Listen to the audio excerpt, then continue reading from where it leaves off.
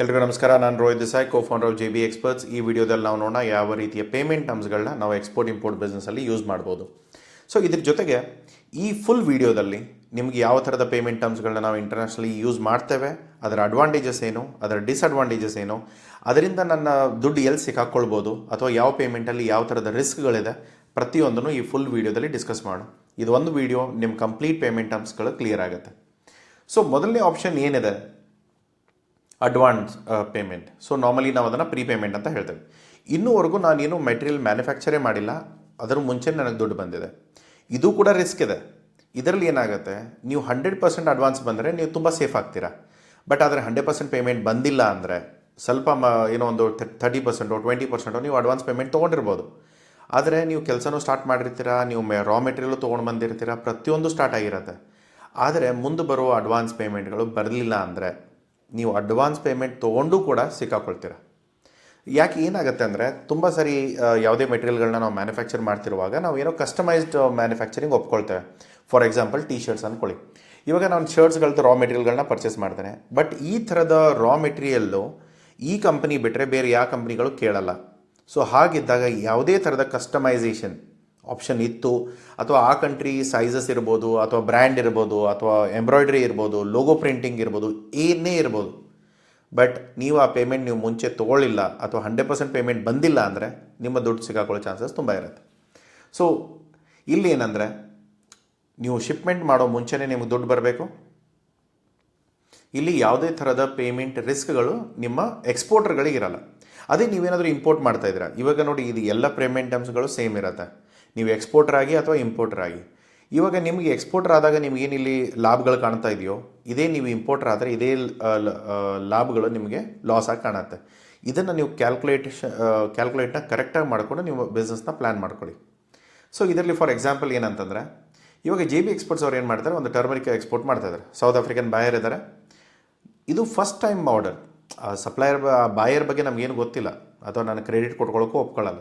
ಅವಾಗ ನಾನೇನು ಮಾಡ್ತೇನೆ, ನಾನು ಫಸ್ಟ್ ಟೈಮ್ ಆರ್ಡರ್ಸ್ ಇದೆ ಸರ್, 100% ಪೇಮೆಂಟ್ ಅಡ್ವಾನ್ಸ್ ಮಾಡಿ ಬಿಫೋರ್ ಡಿಸ್ಪ್ಯಾಚ್ ಅಂದಾಗ ಏನಾಗುತ್ತೆ, 10%, ಇಲ್ಲೇನಾಗ್ಬಿಡುತ್ತೆ 10% ಪ್ಲಸ್ 10%, ಈ ಥರ ಮಾಡ್ತಾ ಏನಾಗುತ್ತೆ, ಕಂಪ್ಲೀಟ್ 100%ನ ನಾವು ರೀಚ್ ಆಗ್ತವೆ. ಸೊ ಹೀಗಾಗೋ ಸಿಚುವೇಷನಲ್ಲಿ ಒಂದು ವೇಳೆ ಇವರು ಅವರ ಪ್ಯಾಕಿಂಗಲ್ಲಿ ಮಾಡೋಕ್ಕೆ ಹೇಳಿದರು, ಸರ್ ನಮ್ಮ ಬ್ರ್ಯಾಂಡಿಂಗಲ್ಲೇ ಮಾಡಿಕೊಡಿ, ಪ್ಯಾಕೇಜಿಂಗ್ ಈ ಥರ ಇರಬೇಕು, ನಮ್ಮ ಡಿಸೈನ್ಸ್ ಎಲ್ಲ ಕಳಿಸ್ತೇವೆ, ಅದನ್ನು ಪ್ರಿಂಟ್ ಮಾಡಿಸ್ಕೊಂಡು ಪ್ಯಾಕೇಜಿಂಗ್ ಸ್ಟಾರ್ಟ್ ಮಾಡಿ. ಇವಾಗ ನಾನು 100% ತೊಗೊಳ್ಳಲ್ಲ ಸ್ಟಾರ್ಟಿಂಗಿಗೆ. ನಾನೇನು ಹೇಳ್ತಾ ಇದ್ದೇನೆ, 100% ಪೇಮೆಂಟ್ ಬಿಫೋರ್ ಡಿಸ್ಪ್ಯಾಚ್. ಅಂದರೆ ಮೆಟೀರಿಯಲ್ ರೆಡಿ ಮಾಡ್ತಾನೆ, ಅದಾದಮೇಲೆ ನೀವು ಮೆಟೀರಿಯಲ್ ಹೊರಗಡೆ ಹೋಗೋ ಮುಂಚೆ ನೀವು 100% ಕೊಡಿ. ಆದರೆ ನಾನು ಇವಾಗ ಕಸ್ಟಮೈಸೇಷನ್ ಒಪ್ಕೊಂಡಿದ್ದೇನೆ. ಇವಾಗ ಮೆಟೀರಿಯಲ್ ಆಲ್ರೆಡಿ ಪ್ಯಾಕ್ ಆಗ್ತಾ ಇದೆ, ಅವರ ಬ್ಯಾಗಲ್ಲಿ ಅವರ ಡಿಸೈನ್, ಅವರ ಲೋಗೋ, ಅವರ ಬ್ರ್ಯಾಂಡಿಂಗ್, ಅವರ ಹೇಳಿರೋ ಟೆಕ್ಸ್ಚರ್ಸಲ್ಲಿ, ಕಲರಲ್ಲಿ ಪ್ಯಾಕ್ ಆಗ್ತದೆ. ಇವಾಗ ಒಂದು ವೇಳೆ ಅವರು ನನಗೆ 50% ಅಥವಾ 60%ವರೆಗೂ ಪೇಮೆಂಟ್ ಕೊಟ್ಟರು, ಅದಾದಮೇಲೆ ಇನ್ನೂ 40% ಪೇಮೆಂಟೇ ಬರಲಿಲ್ಲ, ಡಿಲೇ ಆಗೋಕ್ಕೆ ಸ್ಟಾರ್ಟ್ ಆಗಿದೆ. ಸೊ ಇವಾಗ ನಾನು ಏನು ಮಾಡಲಿ? ಇವಾಗ 60% ಪೇಮೆಂಟ್ ಇಸ್ಕೊಂಡು ಉಳಿದಿರೋದನ್ನು ನಾನು ಬಿಡೋಕ್ಕೂ ಆಗಲ್ಲ, ಅಥವಾ ಆ ಮೆಟೀರಿಯಲ್ಗಳನ್ನ ಬೇರೆದವ್ರಿಗೆ ಹೇಗೆ ಕೊಡ್ತೀರಾ? ಯಾಕೆಂದರೆ ಅದನ್ನು ಬೇರೆ ಕಂಪನಿ ಹೆಸರು ಮೇಲೆ ಮಾಡಿದ್ದೀರಾ, ಆ ಪ್ಯಾಕೇಜಿಂಗೇ ಬೇರೆ ಇದೆ, ಅದು ಕಂಪ್ಲೀಟ್ಲಿ ನೀವು ಸೌತ್ ಆಫ್ರಿಕಾ ಅದು ಇದು ಅಂತ ಎಲ್ಲ ಬರೆದಿರೋದಿರುತ್ತೆ, ಅಲ್ಲಿ ಬೇಕಾಗಿರೋ ಲ್ಯಾಂಗ್ವೇಜ್ ಅಕಾರ್ಡಿಂಗ್ಲಿ ಬರೆದಿರ್ತೀರ. ಸೊ ಈ ಥರದ ವಿಷಯಗಳಿದ್ದಾಗ ನೀವು 100% ಪೇಮೆಂಟ್ಸ್ ಬಿಫೋರ್ ಡಿಸ್ಪ್ಯಾಚ್ ಅಲ್ಲ, at the time of processing ತೊಗೋಬೇಕಾಗತ್ತೆ. ಆ ಥರದ್ದು ಏನಾದರೂ ಪೇಮೆಂಟ್ ಟರ್ಮ್ಸ್ ಆಗಿಲ್ಲ ಅಂದರೆ, ಅಥವಾ ಕಸ್ಟಮೈಸೇಷನ್ ಯಾವ ಪಾಯಿಂಟಿಗೆ ಸ್ಟಾರ್ಟ್ ಮಾಡಬೇಕು, ಲಾಸ್ಟ್ ಪಾಯಿಂಟ್. ನಿಮ್ಮ ಮೆಟೀರಿಯಲ್ ಎಲ್ಲ ರೆಡಿಯಾಗಿದೆ, ರಾ ಮೆಟೀರಿಯಲ್ ತೊಗೊಂಡು ಬಂದಿದ್ದೀರಾ, ಎಲ್ಲ ರೆಡಿ ಮಾಡ್ಕೊಂಡಿದ್ದೀರಾ, ಪ್ಯಾಕೇಜಿಂಗ್ ಏನಿದೆ, ಕಸ್ಟಮೈಸೇಷನ್ ಎಲ್ಲಿಂದ ಸ್ಟಾರ್ಟ್ ಆಗುತ್ತೆ ಅಲ್ಲಿವರೆಗೂ ನಿಮ್ಮ 100% ಕ್ಲಿಯರ್ ಆಗಬೇಕು. ಇಲ್ಲದೆ ಹೋದರೆ ನಿಮ್ಮ ಅಡ್ವಾನ್ಸ್ ಪೇಮೆಂಟಲ್ಲೂ ಕೂಡ ಜನ ಸಿಕ್ಕಾಕೊಳ್ತಾರೆ. ತುಂಬ ವಿಷಯ ಆ ಥರ ಆಗಿದೆ. ಸೊ ಏನಾಗುತ್ತೆ, ಲಾಸ್ಟಿಗೆ ಏನೇನು ಪ್ಯಾಕ್ ಮಾಡಿದ್ರು ಅವ್ರ ಪೇಮೆಂಟು ಒಂದು 10-15 ದಿನ ವೆಯ್ಟ್ ಮಾಡಿದ್ರು ಕೂಡ ಅವ್ರ ಕಡೆಯಿಂದ ಪೇಮೆಂಟ್ ಬರಲ್ಲ. ಅದನ್ನೆಲ್ಲ ವೇರ್ ಹೌಸ್ ಕಾಸ್ಟ್ ಇರುತ್ತೆ, ಪ್ರತಿಯೊಂದು ಕಾಸ್ಟ್ ಇರುತ್ತೆ. ಆವಾಗ ಮತ್ತೆ ಅದನ್ನು ಏನು ಅವರ ಹೆಸರಲ್ಲಿ ಪ್ಯಾಕ್ ಮಾಡಿರ್ತೀರ ಅದನ್ನು ಕಟ್ ಮಾಡಿ, ಮತ್ತೆ ಓಪನ್ ಮಾಡಿಸಿ, ಅನ್ಪ್ಯಾಕ್ ಮಾಡಿ, ಅದನ್ನು ಮತ್ತೆ ರೀಬಲ್ಕ್ ಪ್ಯಾಕೇಜಿಂಗ್ ಮಾಡಿ ಮತ್ತೆ ಎಕ್ಸ್ಪೋರ್ಟ್ ಮಾಡೋಂಥ ಸಿಚುವೇಷನ್ ಬಂದಿರುತ್ತೆ. ಬಟ್ 60% ಪೇಮೆಂಟ್ ನಿಮ್ಮ ಹತ್ರ ಇರುತ್ತೆ. ಹಾಗಂತ ಹೇಳಿ ನಿಮ್ಮ ಉಳಿದಿರೋ ಪೇಮೆಂಟ್ ಬರಲಿಲ್ಲ ಅಂದರೆ ಹೇಗೆ ಲಾಭ? ಸೊ ಟರ್ಮರಿಕಲ್ಲಿ ಏನೋ 40% ಎಲ್ಲ ಮಾರ್ಜಿನ್ ಇಲ್ಲ. ಸೊ ಹಾಗಿದ್ದಾಗ ಆಟೋಮೆಟಿಕ್ಲಿ ನಾವು ಸಿಕ್ಕಾಕೊಂಡಕ್ಕಾಗತ್ತೆ. ಸೊ ಈ ಥರ ಸಿಚುವೇಷನ್ಸ್ ಬಂದಾಗ ದಯಮಾಡಿ ನಿಮ್ಮ ಅಡ್ವಾನ್ಸ್ ಪೇಮೆಂಟ್, ಅದು ಎಸ್ಪೆಷಲಿ ಕಸ್ಟಮೈಸೇಷನ್ ಇದ್ದಾಗ 100% ಅಡ್ವಾನ್ಸ್ ಪೇಮೆಂಟ್ ಇಸ್ಕೊಂಡೇ ನೀವು ಮುಂದಿನ ಕೆಲಸ ಮಾಡಿ, ಇಲ್ಲಾಂದರೆ ಸಿಗಾಕೊಳ್ಳೋ ಚಾನ್ಸಸ್ ತುಂಬ ಇರುತ್ತೆ. ಇಲ್ಲಿ ಒಂದು ಸರಿ ಪೇಮೆಂಟ್ ಬಂದ ಮೇಲೆ ಮಾತ್ರ ನಮ್ಮ ಮೆಟೀರಿಯಲ್ ಡಿಸ್ಪ್ಯಾಚ್ ಆಗುತ್ತೆ. ಇಲ್ಲಿ ಡಿಸ್ಪ್ಯಾಚ್ ಆಗೋ ಮುಂಚೆನೇ ತುಂಬ ಜನ ಸಿಗಾಕೊಂಡಿರೋದು ನೋಡಿದೆ ನಾನು. ಸರ್ 10% ಅಡ್ವಾನ್ಸ್ ಕೊಟ್ಬಿಟ್ಟಿದ್ದಾರೆ, ನಾನು ಆಲ್ರೆಡಿ ಮೆಟೀರಿಯಲ್ ತೊಗೊಂಡ್ಬಿಟ್ಟಿದ್ದೇನೆ, ತರಿಸ್ಬಿಟ್ಟಿದ್ದೇನೆ, ರಾ ಮೆಟೀರಿಯಲ್ಸ್ ಎಲ್ಲ ಆಲ್ರೆಡಿ ಫ್ಯಾಕ್ಟ್ರಿಯಲ್ಲಿ ಬಿದ್ದಿದೆ ಸರ್, ಇವಾಗ ಫೋನೇ ಎತ್ತಾ ಇಲ್ಲ ಅವರು. ಇವಾಗ 10% ಬಂದಿದೆ ನಿಜ, ಬಟ್ ರಾ ಮೆಟೀರಿಯಲ್ ನಾನು ಆಲ್ರೆಡಿ ಕ್ರೆಡಿಟಲ್ಲಿ ಎತ್ಕೊಂಡ್ಬಿಟ್ಟಿದ್ದೇನೆ. ಅದು ಮತ್ತು 100% ಮೆಟೀರಿಯಲ್. ಯಾಕಂದರೆ ಇವಾಗ ಆರ್ಡರ್ ಅಂತೂ ಕೈಯಲ್ಲಿದೆ ಅನ್ನೋ ಕಾನ್ಫಿಡೆನ್ಸಲ್ಲಿ ನಾನೇನು ಮಾಡ್ತೇನೆ, ರಾ ಮೆಟೀರಿಯಲ್ ನನಗೆ ಎಷ್ಟು ಬೇಕೋ ಫುಲ್ ಲೋಡ್ ಮಾಡ್ಕೊಂಡ್ಬಿಡ್ತಾನೆ. ಯಾಕಂದರೆ ಯಾವಾಗ ಹೆಚ್ಚಿಗೆ ತೊಗೊಳ್ತಾರೆ ಅವಾಗ ರೇಟ್ ಕಡಿಮೆ ಆಗೋದು. ನಾವು ಒಂದು 4 ರೂಪಾಯಿ ಹೆಚ್ಚಿಗೆ ಬರುತ್ತೆ ಇದಕ್ಕೆ ಬಲ್ಕಲ್ಲಿ ತರಿಸ್ಕೊಳ್ತಾನೆ, ನಾನು ಇಲ್ಲಿ ಸಿಕ್ಕಾಕೊಳ್ತಾನೆ. ಸೊ ಈ ಥರ ಇದ್ದಾಗ ಕಂಪ್ನಿಗಳ ಯಾವ ಥರದ ಕಂಪ್ನಿಗಳು, ಅವರ ಬ್ಯಾಕ್ಗ್ರೌಂಡ್ ಏನು, ಇದು ಏನೂ ಗೊತ್ತಿಲ್ಲದೆ ನೀವು ಕೆಲಸ ಮಾಡ್ತಾಯಿದ್ದೀರಾ ಅಂದರೆ ದುಡ್ಡು ಸರಿಯಾಗಿ ಸಿಕ್ಕಾಕೊಳ್ಳುತ್ತೆ. ಇದನ್ನು ನೋಡ್ಕೊಳ್ಳಿ. ಮೇನ್ ಅಡ್ವಾಂಟೇಜಸ್ ಏನು ರಿಸ್ಕ್ ಇಲ್ಲ. ಯಾಕಂದರೆ ಮುಂಚೆ ಮೆಟೀರಿಯಲ್ ಹೋಗೋ ಮುಂಚೆನೇ ಒಂದು ವೇಳೆ ನನ್ನ ಹತ್ರ ಏನು ಕಸ್ಟಮೈಸೇಷನ್ ಆಪ್ಷನ್ನೇ ಇಲ್ಲ, ನಾನು ಏನು ಮಾಡ್ತಾಯಿದ್ರು ಸರ್ ಒಂದೇ ಥರದ ಪ್ರಾಡಕ್ಟ್ ಇದೆ, ನಂದು ಏನು ಕಸ್ಟಮೈಸೇಷನ್ ಬರಲ್ಲ, ಅವ್ರು ಹೇಗೆ ಹೇಳ್ತಾರೆ ಹಾಗೆ ಪ್ಯಾಕ್ ಮಾಡಿ ಕಳಿಸ್ತೇವೆ. ಹಾಗಿದ್ದಾಗ ಏನಾಗುತ್ತೆ, 100% ಪೇಮೆಂಟ್ ಇರುತ್ತೆ. ಇವನಿಲ್ಲ ಅಂದರೆ ಇನ್ನೊಬ್ಬ, ಯಾಕೆಂದರೆ ಸಪ್ಲೈಯರ್ಗಳು ನಾವು ಬೇಕಂದರೆ ಇವಾಗ ನನಗೊಂದು 30-40% ಅಡ್ವಾನ್ಸ್ ಬಂದಿದೆ ಅಂದರೆ ನಾನು ಅದನ್ನೇ ಡಿಸ್ಕೌಂಟ್ ಮಾಡಿಬಿಡ್ತಾನೆ.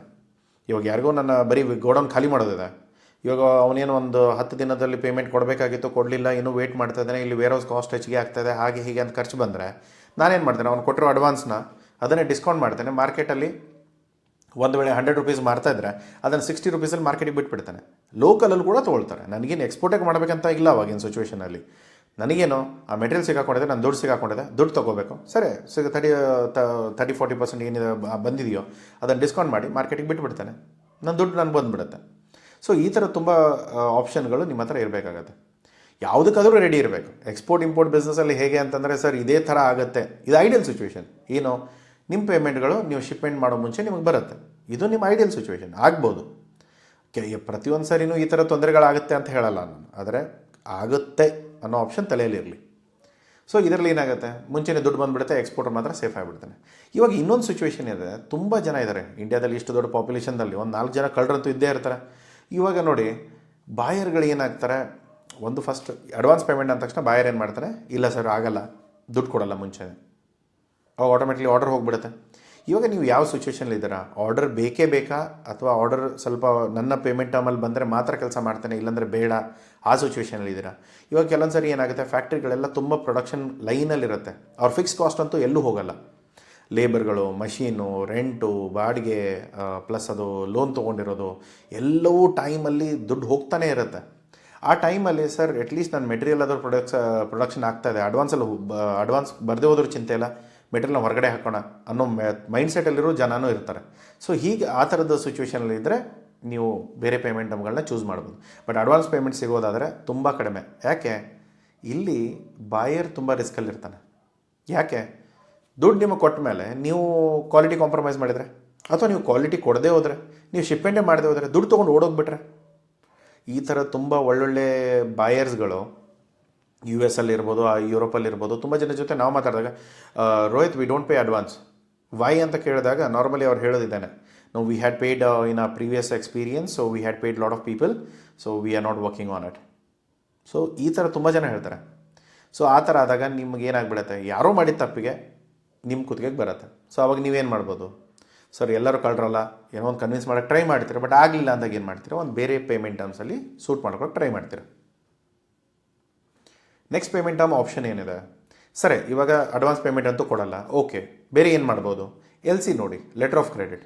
ಇದರಲ್ಲಿ ಏನಾಗುತ್ತೆ, ನೀವು ಮತ್ತು ಬಾಯರ್ ನಡುವೆ ನಂಬಿಕೆಗೆ ಬ್ಯಾಂಕ್ ಬರುತ್ತೆ. ಬ್ಯಾಂಕ್ ಏನು ಹೇಳ್ತಾರೆ, ಸರ್ ನೀವು ಏನಿದೆಯಲ್ಲ, ನೀವು ಎಕ್ಸ್ಪೋರ್ಟ್ ಮಾಡೋ ಮುಂಚೆ ನೀವೆಲ್ಲ ಎಕ್ಸ್ಪೋರ್ಟ್ ಮೆಟೀರಿಯಲ್ ಎಲ್ಲ ರೆಡಿ ಮಾಡ್ಕೊಳ್ಳಿ, ಪೇಮೆಂಟ್ ಎಲ್ಲ ಯಾವುದೂ ನಿಮ್ಗೆ ಅಡ್ವಾನ್ಸ್ ಬರಲ್ಲ, ನಿಮ್ಗೇನಿದ್ರು ಇಲ್ಲ ಅಂದರೆ ಕೆಲವೊಂದು ಸರಿ ಏನಾಗುತ್ತೆ, ಒಂದು 10% 20% ಅಡ್ವಾನ್ಸ್ ಕೊಡ್ತಾರೆ, ಉಳಿದಿರೋದೆಲ್ಲ LC ಇರುತ್ತೆ. ಸೊ ಈ ಥರನೂ ತುಂಬ ಇರ್ತಾರೆ. ಸೊ ಇವಾಗ ನಾವು ಸರ್ಪ್ರೈಸ್ ಒಳ್ಳೇದು ಕೊಟ್ಟಿದ್ದೇವೆ, ಕ್ವಾಲಿಟಿ ಒಳ್ಳೇದು ಮಾಡಿಕೊಡ್ತೇವೆ ಅಂತ ಹೇಳ್ತೇವೆ, ತುಂಬ ಕನ್ವಿನ್ಸ್ ಮಾಡೋಕ್ಕೆ ಟ್ರೈ ಮಾಡಿ, ಅವ್ರು ಲಾಸ್ಟಿಗೆ ಏನು ಒಪ್ಕೊಳ್ತಾರೆ, ಸರಿ ಆಯಿತು ಒಂದು 10% ಅಡ್ವಾನ್ಸ್ ಕೊಡ್ತೇವೆ, ಬಟ್ 90% LCನೇ ಅಗೇನೆಸ್ಟ್ BL ಅಂತ ಹೇಳ್ತಾರೆ. ಸೊ ಅವಾಗೇನಾಗುತ್ತೆ, ನಿಮ್ಮ ಮೆಟೀರಿಯಲ್ ಎಲ್ಲ ರೆಡಿ ಮಾಡಿ ನೀವು ಕಂಟೈನರಿಗೆ ಲೋಡ್ ಮಾಡಿಸಿ ಅದನ್ನು ಕಳಿಸಿದ ಮೇಲೆ ನಿಮಗೊಂದು BL ಕಾಪಿ ಕೈಯಲ್ಲಿರುತ್ತೆ. ಆ BL ಕಾಪಿನ ನೀವು ಬ್ಯಾಂಕಿಗೆ ಸಬ್ಮಿಟ್ ಮಾಡಿದರೆ ಇಮಿಡಿಯೇಟ್ಲಿ ನಿಮಗೆ ದುಡ್ಡು ಸಿಗುತ್ತೆ. ಬರೀ BL ಕಾಪಿ ಅಲ್ಲ, ಬೇರೆ ವಿಷಯಗಳನ್ನ ಹೇಳ್ತಾರೆ. ಸೊ ಬ್ಯಾಂಕಿಲ್ಲಿ ಏನಾಗುತ್ತೆ, ಒಂದು ಬ್ಯಾಂಕ್ ಗ್ಯಾರಂಟಿ ಹತ್ರ ಆಪ್ರೇಟ್ ಮಾಡ್ತಾರೆ. ಅವನ ಹತ್ರ ದುಡ್ಡಿದೆ, ಅವನಿಗೇನಂತಂದರೆ ಬರೀ ಪೇಪರ್ ಕೊಟ್ಬಿಟ್ರೆ ಅವ್ನು ನಿಮ್ಗೆ ದುಡ್ಡು ಕೊಟ್ಬಿಡ್ತಾನೆ. ಸೊ ಈ ಸಿಚುವೇಷನಲ್ಲಿ ನಿಮಗೇನಾಗುತ್ತೆ, ಇವಾಗ JB ಎಕ್ಸ್ಪೋರ್ಟ್ಸ್ ಇವಾಗ ಯಾವುದೋ ಒಂದು ಬ್ಲ್ಯಾಕ್ ಪೇಪರ್ನ ಡೀಲ್ ಮಾಡ್ತಾ ಇದ್ದಾರೆ, $1 ಲಕ್ಷ ಇದೆ, ಓಕೆ, ಜರ್ಮನಿಗೆ ನಾವು ಕಳಿಸ್ತಾ ಇದ್ದೇವೆ. ಇವಾಗ ನಾನೇನು ಹೇಳ್ತಾನೆ, ಸರ್ ಆಯ್ತು, ನಿಮಗೆ ನನ್ನ ಮೇಲೆ ನಂಬಿಕೆ ಇಲ್ಲಲ್ಲ, ಫಸ್ಟ್ ಟೈಮ್ ನಾವು ಇಬ್ಬರು ವ್ಯವಹಾರ ಮಾಡ್ತಾ ಇರೋದು, ತೊಂದರೆ ಇಲ್ಲ, ನೀವೇನು ಮಾಡಿ ನನಗೆ ಒಂದು ಲೆಟರ್ ಆಫ್ ಕ್ರೆಡಿಟ್, ಅದು LC ಎಟ್ ಸೈಟ್ ಕೊಡಿ. LCಯಲ್ಲಿ ತುಂಬ ವೆರೈಟೀಸ್ ಇದೆ, ಮತ್ತು ಅದರಲ್ಲೂ ಮತ್ತೆ ಸಿಗಾಕೊಳ್ಳೋಂಥ ಅವಶ್ಯಕತೆ ಇಲ್ಲ. LC ಎಟ್ ಸೈಟ್ ಕೊಡಿ. ನಾನೇನು ಮಾಡ್ತೇನೆ, ನೀವು ಹೇಳಿರೋ ಡಾಕ್ಯುಮೆಂಟ್ ಏನೋ bill of leading, invoice, packaging list, certificate of origin ಅಥವಾ ಪ್ರಿಫರೆನ್ಷಿಯಲು ಏನೋ ಒಂದು, ಪ್ಲಸ್ ಏನೇನೋ ಪ್ಯಾಥೋಸ್ಯಾನಿಟರಿ ಸರ್ಟಿಫಿಕೇಟು, ಕಂಟೈನರ್ದು, ಅದು ಇದು ಡಾಕು, ಟೆಂಪ್ರೇಚರು, ವೇಟ್ ಸ್ಕೇಲು, ಪ್ರತಿಯೊಂದು ಡೀಟೇಲ್ಸ್ನ ನಾನೇನು ಮಾಡ್ತೇನೆ ಎಲ್ ಸಿಯಲ್ಲಿ ಅವರು ಏನು ಮಾಡ್ತಾರೆ, ಒಂದು ಡ್ರಾಫ್ಟ್ ಕಳಿಸಿರ್ತಾರೆ ಮುಂಚೆನೇ. ಒಂದು ಇನ್ವಾಯ್ಸ್ 3 ಫೋಟೋ ಕಾಪಿ ಅಂದರೆ ಜೆರಾಕ್ಸ್ ನಾರ್ಮಲಿ. ಸೊ ಇವಾಗ ಏನಂತಂದರೆ ನಾವು ಇನ್ವಾಯ್ಸ್ ಕೊಡ್ತೇವೆ, ತುಂಬ ಸರಿ ಜನ ಏನು ಮಾಡ್ತಾರೆ, ಅರ್ಧ ಡಾಕ್ಯುಮೆಂಟ್ ಹೋಗಿ ಬ್ಯಾಂಕಿಗೆ ಕೊಡೋಕೆ ಹೋಗ್ತಾರೆ, ಪೇಮೆಂಟ್ಗಳು ಸಿಗಲ್ಲ. ಸರ್ ಎಲ್ ಸಿಯಲ್ಲಿ ಪೇಮೆಂಟೇ ಆಗಲಿಲ್ಲ ಸರ್, ಯಾಕೆ? ನಿಮ್ಮ ತಪ್ಪುಗಳನ್ನ ನೋಡ್ಕೊಳ್ಳಿ. ಯಾಕೆಂದರೆ ಎಲ್ ಸಿ ವ್ಯಾಲ್ಯೂ ಏನಿದೆ ಗೊತ್ತಾ, ಇದರ ವ್ಯಾಲ್ಯೂ 0 ಅಂಟಿಲ್ ನೀವು ಎಲ್ಲ ಡಾಕ್ಯುಮೆಂಟ್ಸ್ ತೊಗೊಂಡು ಹೋಗಿ ಬ್ಯಾಂಕಿಗೆ ಕೊಡದೇವರೆಗೂ. ಸೊ ಎಲ್ ಸಿ ಏನು ವ್ಯಾಲ್ಯೂ ಇದೆ? ನೀವೇನಾದರೂ ಸರಿಯಾಗಿ ಪ್ಯಾಕಿಂಗೇ ಮಾಡಿಲ್ಲ, ಕ್ವಾಲಿಟಿ ಇನ್ಸ್ಪೆಕ್ಷನ್ ಹೇಳಿರ್ತಾರೆ ಅವರು, ಆ ಇನ್ಸ್ಪೆಕ್ಷನ್ ಸರ್ಟಿಫಿಕೇಟ್ ಕೊಟ್ಟಿರಲ್ಲ ಅಥವಾ ಇನ್ಸ್ಪೆಕ್ಷನೇ ಮಾಡಿಸಿಲ್ಲ. ಸೊ ಈ ಥರ ಇದ್ದಾಗ ನಿಮ್ಮ ತಪ್ಪುಗಳಿಗೆ ಯಾರು ಏನು ಮಾಡೋಕ್ಕೆ ಬರಲ್ಲ. ಸೊ ಪ್ರಾಪರಾಗಿ ನೀವು ಏನು ಎಲ್ ಸಿಯಲ್ಲಿ ಒಪ್ಕೊಂಡಿದ್ದೀರಾ ಅವೆಲ್ಲ ಡಾಕ್ಯುಮೆಂಟ್ಗಳನ್ನ ಮುಂಚೆನೇ ಕರೆಕ್ಟಾಗಿ ನೀವು ಚೆಕ್ ಮಾಡಿಸಿ ಅದನ್ನು ಬ್ಯಾಂಕಿಗೆ ಸಬ್ಮಿಟ್ ಮಾಡಿದ್ರೆ ಆನ್ ಸ್ಪಾಟ್ ನಿಮಗೆ ದುಡ್ಡು ಸಿಗುತ್ತೆ. ಆನ್ ಸ್ಪಾಟ್ ಅಂದರೂ ಕೂಡ 3 ದಿನ ತೊಗೊಳುತ್ತೆ, ಬಟ್ ಅಟ್ಲೀಸ್ಟ್ ನಿಮ್ಮ ಬ್ಯಾಂಕ್ ಹತ್ರ ದುಡ್ಡಿದೆ, ಬಾಯರ್ ಹತ್ರ ದುಡ್ಡಿಲ್ಲ. ಯಾಕಂದರೆ ಇನ್ನೊಂದೇನು ಡೌಟ್ ಅಂದರೆ, ಸರ್ ಬಾಯರ್ ದುಡ್ಡು ತೊಗೊಂಡು ಓಡೋಗ್ಬಿಟ್ರೆ ನಾನು ಆಲ್ರೆಡಿ ಕಳಿಸ್ಬಿಟ್ಟಿದ್ದಾನಲ್ಲ ಮೆಟೀರಿಯಲ್, ಮುಂದೆ ಏನು ಕತೆ ನಂದು. ಸೊ ಅವಾಗ ಏನಾಗುತ್ತೆ, ನೀವು ಆ್ಯಸ್ ಅ ಬ್ಯಾಂಕ್ ಇದ್ದಾಗ ಬ್ಯಾಂಕ್ ಅವ್ರ ಹತ್ರ ನೀವು ಆಟೋಮೆಟಿಕ್ಲಿ ಸಬ್ಮಿಟ್ ಮಾಡಿ ಮುಂದಿನ ಕೆಲಸಗಳು ಆಟೋಮೆಟಿಕ್ಲಿ ಸಲೀಸಾಗಿ ಆಗುತ್ತೆ. ಇದರಲ್ಲಿ ತುಂಬ ವಿಷಯಗಳು ಏನಂತಂದರೆ, ಇವಾಗ ಬ್ಯಾಂಕ್ಗಳು ಸರಿ ಇರಲ್ಲ, ಪೇಮೆಂಟು ಫೀಸ್ಗಳು ತೊಗೊಳ್ತಾರೆ, ಕತೆಗಳನ್ನ ಹೇಳೋಕ್ಕೆ ಸ್ಟಾರ್ಟ್ ಮಾಡ್ತಾರೆ. ಸೊ ಅದಕ್ಕೆ ನೀವು ಪ್ರತಿ ಸರಿ ಯಾವುದೇ ಬ್ಯಾಂಕ್ ಜೊತೆ ಮಾತಾಡುವಾಗ ಅಥವಾ ಯಾವುದೇ ಬ್ಯಾಂಕ್ ಜೊತೆ ನೀವು ವ್ಯವಹಾರ ಮಾಡ್ತೀರಾ ಅಂದರೆ ದಯಮಾಡಿ ಕರೆಕ್ಟಾಗಿ ಎಲ್ಲ ಫೀಸ್ಗಳು, ಸ್ಟ್ರಕ್ಚರ್ಸ್ ಏನಿದೆ, ಅವ್ರ ಏನು ಕಮಿಷನ್ ಇದೆ, ಕೊರಿಯರ್ ಚಾರ್ಜಸ್ ಏನಂತಾರೆ ಅಥವಾ ಎಲ್ ಸಿ ಕಮ್ಯುನಿಕೇಷನ್ ಚಾರ್ಜಸ್ ಏನಂತಾರೆ. ಆಮೇಲೆ ಇದರಲ್ಲಿ ಇನ್ನೊಂದು ಏನಂದರೆ, ಇವಾಗ ನೋಡಿ ಎಲ್ ಸಿ ಖರ್ಚುಗಳು ಬರುತ್ತೆ. ಸರ್ ಈ ಎಲ್ ಸಿ ಖರ್ಚುಗಳನ್ನ ಯಾರು ತೊಗೊಳ್ತಾರೆ? ಇದು ಯಾರಿಗೆ ರಿಸ್ಕ್ ಕಡಿಮೆ ಆಗ್ತಾ ಇರೋದು? ಬಾಯರ್ ಇರ್ತಾನೆ, ಅವ್ನು ತೊಗೊಳ್ತಾನೆ ಖರ್ಚನ್ನ. ಇವಾಗ ನಿಮಗೇನಾದರೂ ಲಾಭ ಇದ್ದರೆ ನನಗಂತೂ ಅಡ್ವಾನ್ಸ್ ಬೇಕು, ನನಗೆ ಅಡ್ವಾನ್ಸ್ ಕೊಟ್ಬಿಡಪ್ಪ, ನಾನು ಕೆಲಸ ಮಾಡ್ತೇನೆ. ಬಟ್ ಆದರೆ ಇಲ್ಲಿ ಜರ್ಮನಿ ಬಾಯರಿಗೆ ಬೆನಿಫಿಟ್ ಆಗ್ತಾ ಇರೋದು, ನನಗೇನಲ್ಲ ಅಲ್ತಾನೆ. ನನಗೆ ಅಡ್ವಾನ್ಸ್ ಕೊಟ್ಟರು ನಾನು ಅದೇ ಕೆಲಸ ಮಾಡೋದು, ಅಥವಾ ನಾವು ಎಲ್ ಸಿ ಕೊಟ್ಟರು ನಾನು ಅದೇ ಕೆಲಸ ಮಾಡೋದು. ಎಲ್ ಸಿ ಕೊಟ್ಟರು ನನಗಿನ್ನೂ ಏನಂತಂದರೆ, ಎಲ್ಲ ಮಾಡಿದ ಮೇಲೆ ನನಗೆ ಉಳಿದಿರೋ 90% ಪೇಮೆಂಟ್ ಬರುತ್ತೆ, ಅಥವಾ 100% ಪೇಮೆಂಟ್ ನನಗೆ ಆಮೇಲೆ ಬರುತ್ತೆ. ಸೊ ಹೀಗಿದ್ದಾಗ ನನ್ನ ದುಡ್ಡು ಸಿಕ್ಕಾಕೊಳ್ಳುವಾಗ ನಾನೇನು ಹೇಳೋದು, ಈ ಎಲ್ ಸಿ ಖರ್ಚು ನನ್ನ ಮೇಲೆ ಏನಕ್ಕೆ ಹಾಕ್ತೀಯಪ್ಪ, ಅದನ್ನೆಲ್ಲ ನೀನು ಹಾಕೋ, ನೀನೇ ನೋಡ್ಕೋ ಅದನ್ನು. ತುಂಬ ಜನ ಏನಾಗುತ್ತೆ ಸರ್, ಇಷ್ಟೆಲ್ಲ ಕೆಲವೊಂದು ಸರಿ ಏನಾಗುತ್ತೆ ಸರ್, ಲಾಭ ತುಂಬ ಇದೆ ಹೋಗಲಿ ಬಿಡಿ, ಅದನ್ನ ಬಗ್ಗೆ ಮಾತಾಡೋಕೆ ಹೋದರೆ ಮತ್ತೆ ಅವನು ಮೊದಲೇ ಜಿಬಕ ಬಾಯರು. ಸೊ ಮೇ ಬಿ ಸಿಚುವೇಶನ್ ಯಾವ ಥರ ಆಗುತ್ತೆ ಅಂದರೆ, ನಾವು ಇನ್ನೊಂದು 4 ರೂಪಾಯಿ ಹೆಚ್ಚಿಗೆ ಹೋಗ್ಬಿಟ್ರೆ ಆರ್ಡರ್ ಕ್ಯಾನ್ಸಲ್ ಆಗೋ ಸಿಚುವೇಶನ್ ಇದೆ ಸರ್, ಬೇಡ ಬಿಡಿ ಅಂತ. ಓಕೆ, ಹಾಗಿದ್ರೆ ನೀವು ಎತ್ಕೊಳ್ಳಿ, ನಿಮ್ಮ ಮೇಲೆ ಖರ್ಚು ಹಾಕ್ಕೊಳ್ಳಿ, ತೊಂದರೆ ಇಲ್ಲ. ಇವಾಗ ಲಾಭದಲ್ಲಿ ಏನೋ ಸ್ವಲ್ಪ ಹೋಗ್ತಾ ಇದೆ ಅಂದರೆ ನಮಗೂ ಏನು ಕಷ್ಟ ಇರಲ್ಲ. ಆದರೆ ಬ್ಯಾಂಕ್ಗಳು ಏನು ಮಾಡ್ತಾರೆ, ಕೆಲವೊಂದು ಸರಿ ತುಂಬ ಜನ ಆಗಿರೋ ಕತೆಗಳಿದು. ನನ್ನ ಏನು ಬಿಸ್ನೆಸ್ ಪಾರ್ಟ್ನರ್ಸ್ ಎಲ್ಲ ಏನಿದಾರಲ್ಲ, ಸೊ ಬಿಸ್ನೆಸ್ ಪಾರ್ಟ್ನರ್ಸ್ ಅಂದರೆ ನಿಮ್ಮ ಥರದವರು ಯಾರ್ಯಾರು ಎಕ್ಸ್ಪೋರ್ಟರ್ಸ್ ನಮ್ಮ ಜೊತೆ ಕೊಲಾಬ್ರೇಟಿವ್ಲಿ ಕೆಲಸ ಮಾಡ್ತಾರೆ, ಕನ್ಸಲ್ಟೇಷನ್ ತೊಗೊಳ್ತಾರೆ, ಹೆಲ್ಪ್ ತೊಗೊಳ್ತಾರೆ. ಸೊ ಈ ಥರದವ್ರಿಗೆ ಏನಾಗುತ್ತೆ, ಅವ್ರಿಗೆ ಏನಾಗಿದೆ ಅಂದರೆ, ಒಂದು ಬಾಂಗ್ಲಾದೇಶ ಎಕ್ಸ್ಪೋರ್ಟ್ ಮಾಡಿದ್ದಾರೆ, ಒಂದು ಬ್ಯಾಂಕಿಗೆ ಪೇಮೆಂಟ್ ಬಂದಿದೆ, ಅದರಲ್ಲಿ ಅವರು ಬೇರೆ ಎಲ್ಲ ಖರ್ಚುಗಳನ್ನ ಹಾಕಿಬಿಟ್ಟಿದ್ದಾರೆ, ಒಂದು 10-15 ಸಾವಿರ ರೂಪಾಯಿ ತೊಗೊಂಡ್ಬಿಟ್ಟಿದ್ದಾರೆ. ನಾರ್ಮಲಿ ಎಲ್ ಸಿ ಖರ್ಚು ಎಷ್ಟು ಬರಬೇಕು, ಕೊರಿಯರ್ ಚಾರ್ಜು ಪ್ರತಿಯೊಂದು ಎಲ್ಲ ಖರ್ಚುಗಳು ನೋಡಿದ್ರೆ ಒಂದು 1200-1500 ರೂಪಾಯಿ ಒಳಗೆ ಮುಗಿಬೇಕಾಗುತ್ತೆ ಕೆಲಸ. ಅಲ್ಲಿ ಬಿಟ್ಟು ಆ ಬ್ಯಾಂಕ್ಗಳು ಏನು ಮಾಡುತ್ತೆ, 9,000, 10,000, 15,000, ಒಂದು ಸರಿ ಅಂತೂ 23,000 ತೊಗೊಂಡಿದ್ದಾರೆ. ಸೊ ಈ ಥರದ್ದು ಏನಾಗ್ಬಿಡುತ್ತೆ, ಒಳ್ಳೆ ಬ್ಯಾಂಕ್, ನೀವು ಹೆಸರು ಕೇಳಿರ್ತೀರ, ಹೆಸರು ಹೇಳೋದು ಬೇಡ, ಸುಮ್ಮನೆ ಪ್ರಾಬ್ಲಮ್ ಯಾಕೆ. ಬಟ್ ಏನಂತಂದರೆ ಆ ಬ್ಯಾಂಕ್ಗಳನ್ನ ಅವಾಯ್ಡ್ ಮಾಡಿದಷ್ಟು ಬೆಟರ್. ನೀವೇನು ಯಾವುದೋ ಬ್ಯಾಂಕಲ್ಲಿ ಫ್ಲ್ಯಾಟ್ ರೇಟ್ ಕೊಡ್ತಾ ಇದ್ದಾರೆ, ನಿಮ್ಮ ಡಾಲರ್ ದುಡ್ಡಲ್ಲಿ ಎಷ್ಟು ಖರ್ಚುಗಳು ಏನಾಗುತ್ತೆ, ನಿಮಗೆ ಅಲ್ಲಿಂದ ಎಷ್ಟು $1,00,000 ಕಳಿಸಿರ್ತಾರೆ. ಆದರೆ ನಿಮ್ಮ ಬ್ಯಾಂಕಿಗೆ ಬರುವಾಗ ಅದು ಬರೀ ನಿಮಗೆ ಒಂದು 96,000 ಬರುತ್ತೆ. ಇನ್ನೂ $4,000 ಎಲ್ಲೋ ಹೋಯಿತು, ಅದನ್ನೆಲ್ಲ ನೋಡ್ಕೋಬೇಕಾಗತ್ತೆ. ಅದು ಅವರೇ ಹೇಳ್ತಾರೆ, ಸರ್ ಇದ್ರ ಖರ್ಚುಗಳು ಅಲ್ಲಿ ಕಟ್ಟಾಯಿತು ಸರ್, ಡಾಲರ್ ದುಡ್ಡು ತೊಗೊಂಡು ನಾವು US ಹೋಗ್ತೇವೆ. ಅವ್ನು ನನ್ನ ಕತೆ ಹೇಳ್ತಾ ಇದ್ದಾನೆ, ಸರ್ ಇಲ್ಲ ಸರ್, ಇದು ನಾವು ಡಾಲರೇನು ನಾವು ಮನೇಲಿ ಇಟ್ಕೊಂಡು ಕೂತ್ಕೊಂಡಿರಲ್ಲ, ನಾವು ಅಲ್ಲಿ ಇರುತ್ತೆ, ಅಲ್ಲಿಗೆ ನಾವು ಕಳಿಸ್ಬೇಕು, ಆ ಖರ್ಚುಗಳಿರುತ್ತೆ, ಮೀಡಿಯೇಟರ್ ಒಬ್ಬನೇ ಇರ್ತಾನೆ, ಅವನಿಗೆ ದುಡ್ಡು ಕೊಡಬೇಕು, ಅದು ಇದು ಏನೇನೋ ಹೇಳ್ತಾ ಇದ್ದಾನೆ. ಯಾಕಂದ್ರೆ ನಾವೇನು ಫಸ್ಟ್ ಟೈಮಲ್ಲಲ್ಲ ನಾವು ಎಕ್ಸ್ಪೋರ್ಟ್ ಮಾಡ್ತಾ ಇರೋದು. ನಾನು ಅದಕ್ಕಂದೆ, ಸರ್ ಇದೆಲ್ಲ ಕತೆ ಹೇಳೋಕ್ಕೆ ಹೋಗ್ಬೇಡಿ, ನಿಮ್ಮ ಫೀಸ್ ಏನಿತ್ತು ಆ ಸ್ಟ್ರಕ್ಚರ್ ನೋಡ್ಕೊಳ್ಳಿ, ಇಲ್ಲ ಅಂದರೆ ನಾನು ಕಂಪ್ಲೇಂಟ್ ಮಾಡ್ತೇನೆ ಅಂತ. ಅದಾದಮೇಲೆ ಪ್ರಾಪರಾಗಿ ಕಮ್ಯುನಿಕೇಟ್ ಮಾಡೋಕ್ಕೆ ಸ್ಟಾರ್ಟ್ ಮಾಡಿದರು. ಅವಾಗ ಏನು ಮಾಡಿದ್ದಾರೆ, ಅವಾಗ ಅವ್ರು ಹೇಳ್ತಾ ಇದ್ದಾರೆ, ಸರ್ ಇದರ ಅಂಡರು ನಮ್ಮ ಈ ಅಕೌಂಟ್ ಏನಿದೆಯಲ್ಲ, ಈ ಅಕೌಂಟಲ್ಲಿ ಫ್ಲ್ಯಾಟ್ ಫೀಸ್ ಬರಲ್ಲ, ಇದರಲ್ಲಿ ನಾವು ಆಲ್ಮೋಸ್ಟ್ ಇಷ್ಟಿಷ್ಟು ತೊಗೊಳ್ತೇವೆ ಅಂತ ಹೇಳಿದ ಮೇಲೆ ಆಲ್ಮೋಸ್ಟ್ 23,000 24,000 ತೊಗೊಂಡಿದ್ದಾನೆ. ಇವಾಗ ಯೋಚನೆ ಮಾಡಿ, ನಾನು ಇವಾಗ ಬ್ಲ್ಯಾಕ್ ಪೇಪರ್ ಮಾಡ್ತಿರುವಾಗ ಇದರಲ್ಲಿ ಬರೀ ನಾನು 23,000 ಲಾಭ ಇದ್ದಿದ್ರೆ, ನಾನು ಬಿಸ್ನೆಸ್ ಮಾಡೋ ಮುಂಚೆ ನಾನು ಲಾಭದಲ್ಲೇ ಇದ್ದೆ. ಆದರೆ ಈ ಬ್ಯಾಂಕ್ನವ್ರು ತಿಂದುಬಿಟ್ರು, ಅವಾಗೇನಾಗ್ಬಿಡುತ್ತೆ, ನಂದು ಆಟೋಮೆಟಿಕ್ಲಿ ನಾನು ಲಾಸ್ ಆಗಿಬಿಡುತ್ತೆ. ಸೊ ಈ ಥರದ್ದೆಲ್ಲ ಸಿಚುವೇಷನ್ಗಳನ್ನ ನೀವು ನೋಡ್ಕೋಬೇಕಾಗತ್ತೆ. ಈ ಬ್ಯಾಂಕ್ಗಳು ಏನಿದಾರಲ್ಲ, ಇವ್ರು ಎಷ್ಟು ಒಳ್ಳೆಯವರು ಅಷ್ಟೇ ಕೆಟ್ಟವರು. ಯಾಕಂದರೆ ನೋಡಿ, ಅವ್ರದ್ದು ಕೂಡ ಬಿಸ್ನೆಸ್ ತಾನೆ. ಈ ಬ್ಯಾಂಕ್ದವ್ರು ಏನು ನಮ್ಮ ಅವನ ಮಕ್ಕಳಲ್ಲ, ಅವ್ರೇನು ಫ್ರೀಯಾಗಿ ಏನೂ ಮಾಡಿಕೊಡಲ್ಲ. ಸೊ ಹೀಗಿದ್ದಾಗ ಆಟೋಮೆಟಿಕ್ಲಿ ನೀವು ಏನಾದರೂ ಮಾಡಬೇಕಂದ್ರೆ ಇಂಟ್ರೆಸ್ಟ್ ಇರುತ್ತೆ, ಖರ್ಚುಗಳಿರುತ್ತೆ, ನಿಮ್ದು ಏನು ಪ್ಲ್ಯಾನಿಂಗ್ ಇದೆ. ಈ ಬ್ಯಾಂಕ್ ಸೂಟ್ ಆಗಲ್ಲ, ಇನ್ನೊಂದು ಬ್ಯಾಂಕ್ ಸೂಟ್ ಆಗುತ್ತೆ, ಆ ಬ್ಯಾಂಕ್ ಹತ್ರ ನೋಡಿ. ತುಂಬ ಬ್ಯಾಂಕ್ಗಳು ನಿಮಗೆ ಫ್ಲ್ಯಾಟ್ ಫೀಸ್ ಕೊಡ್ತಾರೆ. ಸರ್ ನಿಮ್ಮ ಡಾಲರ್ ಯಾವಾಗಾದರೂ ನಿಮ್ಮ ದುಡ್ಡು ಬರಲಿ, ನಿಮ್ಮ ಕನ್ವರ್ಷನ್ ರೇಟ್ ಸೇಮ್ ಇರುತ್ತೆ. $98 ಅಂದರೆ $98 ಇರುತ್ತೆ, ಅಥವಾ $83 ಅಂದರೆ $83 ಇರುತ್ತೆ. ಅದರಲ್ಲಿ ಏನೂ ಚೇಂಜಸ್ ಆಗಲ್ಲ. ಇಡೀ ವರ್ಷದವರೆಗೂ ನಿಮ್ಗೆ ಯಾವಾಗ ದುಡ್ಡು ಬರುತ್ತೆ ಆ ಅಕೌಂಟಲ್ಲಿ ಹೋಲ್ಡ್ ಮಾಡಿ ನಿಮ್ಗೆ ಈ ಕನ್ವರ್ಷನ್ ರೇಟಲ್ಲಿ ನಾವು ದುಡ್ಡು ಕೊಡ್ತೇವೆ. ಇದರ ಮೇಲೆ ಸರ್ LC ಫುಲ್ ಫೆಸಿಲಿಟೇಷನ್ ಮಾಡಿ ಕೊಡೋಕ್ಕೆ ನಮಗಿರೋದು $1500 ಕೊರಿಯರ್ ಚಾರ್ಜ್ ತೊಗೊಳ್ತೇವೆ. ಇದನ್ನು ಬಿಟ್ಟು ನಿಮ್ಗೆ ಒಂದು ಪೈಸಾ ಎಕ್ಸ್ಟ್ರಾ ತೊಗೊಳ್ಳಲ್ಲ, ತಲೆ ಕೆಡಿಸ್ಕೋಬೇಡಿ. ಅದನ್ನು ರಿಟರ್ನಲ್ಲಿ ಬರೆದು ಕೊಡ್ತಾರೆ. ಇವಾಗ ಏನಾಗುತ್ತೆ ಗೊತ್ತಾ, ನಾಲಿಗೆಯಲ್ಲಿ ಮೂಳೆ ಇಲ್ಲದೆ ಇರೋದ್ರಿಂದ ಏನಾದರೂ ಮಾತಾಡ್ಬಿಡ್ತಾರೆ ಸ್ಟಾರ್ಟಿಂಗ್. ನಿಮ್ಮ ಅಕೌಂಟ್ ಬೇಕು, ನಿಮ್ಮ ಬಿಸ್ನೆಸ್ ಬೇಕು, ಏನೋ ಕತೆ ಹೇಳ್ತಾರೆ. ಆಮೇಲೆ ಹೇಗಾಗುತ್ತೆ ಅಂದರೆ ನಮ್ಮ ಚಪ್ಪಲೆ ಹರಿದೋಗುತ್ತೆ ಅವರ ಹಿಂದೆ ಓಡಾಡಿಕೊಂಡು.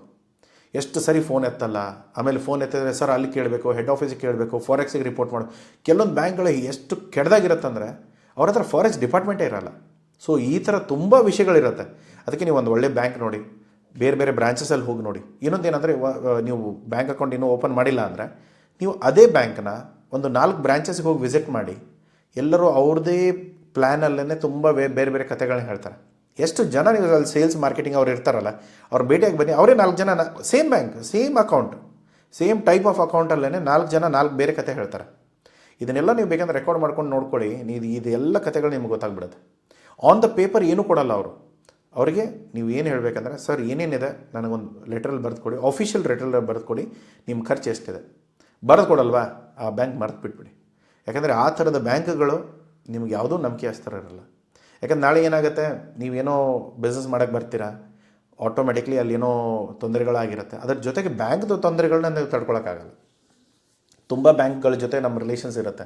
ಆದರೆ ಕೆಲವೊಂದು ಬ್ಯಾಂಕ್ಗಳು ಮ್ಯಾನೇಜರ್ ಚೇಂಜ್ ಆದ ತಕ್ಷಣ, ಅಥವಾ ಫಾರೆಕ್ಸ್ ಟೀಮು, ಅಥವಾ RM, ZM, ಝೋನಲ್ ಮ್ಯಾನೇಜರು, ಯಾರೋ ಒಬ್ಬರು ಏನೋ ಚೇಂಜ್ ಆಗಿದ್ದಾರೆ ಅಂತ ಹೇಳಿ ಅದೆಲ್ಲ ಆಪ್ರೇಷನ್ಸ್ ಹಾಳು ಮಾಡ್ತಾರೆ. ಸೊ ಅದನ್ನು ತುಂಬ ನೀವು ನೋಡಿಕೊಂಡು ಪ್ಲ್ಯಾನ್ ಮಾಡಿಕೊಂಡು ನೀವು ಅದನ್ನು ಕಂಟಿನ್ಯೂ ಮಾಡಿ.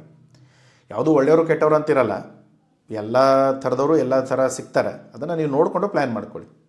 ಸೊ ಇದರಲ್ಲಿ ಏನಿದೆ LCಯಲ್ಲಿ, ಸೊ ನಾನು ಇದೆಲ್ಲ ಡಾಕ್ಯುಮೆಂಟ್ಸ್ನ ತೊಗೊಂಡು ಹೋಗಿ ನನ್ನ ಬ್ಯಾಂಕಿಗೆ ಕೊಡ್ತಾನೆ. ಅವ್ರು ಏನು ಮಾಡ್ತಾರೆ, ಇದನ್ನೆಲ್ಲ ಚೆಕ್ ಮಾಡ್ಕೊಳ್ತಾರೆ. ಅವರು ಆ ಡಾಕ್ಯುಮೆಂಟ್ಸ್ಗಳನ್ನ ಮುಂದೆ ಪಾಸ್ ಮಾಡ್ತಾರೆ. ಯಾರಿಗೆ? ಬಾಯರ್ ಬ್ಯಾಂಕಿಗೆ ಕೊರಿಯರ್ ಮಾಡ್ತಾರೆ.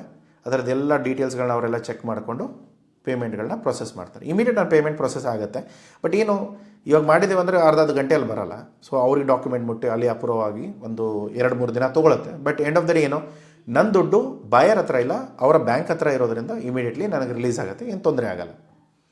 ಸೊ ಇದರಲ್ಲಿ ಇಬ್ಬರು ಸೆಕ್ಯೂರ್ ಆಗ್ತಾರೆ, ಬಾಯರು ಸೆಕ್ಯೂರ್ಡ್ ಇದ್ದಾನೆ. ಯಾಕಂದರೆ ಅವನಿಗೇನೋ ಈ ಡಾಕ್ಯುಮೆಂಟ್ಸ್ ಯಾವಾಗ ಸಿಗುತ್ತೆ ಅವನಿಗೆ, ಅಥವಾ ಈ ಡಾಕ್ಯುಮೆಂಟ್ಸ್ ಇಲ್ಲದೇ ನನಗೆ ಯಾವಾಗ ಪೇಮೆಂಟ್ ಬರುತ್ತೆ, ಈ ಡಾಕ್ಯುಮೆಂಟ್ಸ್ ಕೊಟ್ಟಾಗ್ತಾನೆ. ಇದರಲ್ಲಿ ಯಾವುದಾದ್ರೂ ಒಂದು ಡಾಕ್ಯುಮೆಂಟ್ ಇಲ್ಲ ಅಂದರೆ ನನಗೆ ಪೇಮೆಂಟ್ ಬರಲ್ಲ. ನನಗೆ ಸ್ಕ್ಯಾಮ್ ಮಾಡೋಕ್ಕೆ ಅಥವಾ ನಾನು ಒಂದು ದುಡ್ಡು ತೊಗೊಂಡು ಓಡೋಗೋಕ್ಕೆ ಆಪ್ಷನ್ನೇ ಇಲ್ಲ. ಸರಿಯಾಗಿ ಎಲ್ಲ ಡಾಕ್ಯುಮೆಂಟ್ಗಳನ್ನ ನಾನು ಅವನಿಗೆ ಕೊಟ್ಟರೆ, ಕ್ವಾಲಿಟಿ ಚೆಕ್ ಆಗಿ ಎಲ್ಲ ಅಪ್ರೂವಲ್ ಇದ್ದಿದ್ದು ಸರ್ಟಿಫಿಕೇಷನ್ ಎಲ್ಲ ನಾನು ಅವನಿಗೆ ಕೊಟ್ಟರೆ ಮಾತ್ರ ನನಗೆ ದುಡ್ಡು ಸಿಗುತ್ತೆ. ಹಾಗಾಗಿ ಅವನೇನಂತಾನೆ, ಓಕೆ ಅವ್ನು ಸರಿಯಾಗಿ ಮಾಡಿದರೆ ತಾನೇ ಅವನಿಗೆ ದುಡ್ಡು ಹೋಗೋದು, ಇಲ್ಲ ಅಂದರೆ ಇಲ್ಲ, ದುಡ್ಡು ವಾಪಸ್ ಅವನ ಹತ್ರನೇ ಇರುತ್ತೆ, ಅಂದರೆ ಅವ್ನ ಬ್ಯಾಂಕಲ್ಲಿರುತ್ತೆ. ಸೊ ಅವಾಗೇನಾಗುತ್ತೆ, LC ಕ್ಯಾನ್ಸಲ್ ಆಗ್ಬೋದು ಅಥವಾ ಬೇರೆ ಸಿಚುವೇಷನ್ಗಳು ಬರುತ್ತೆ.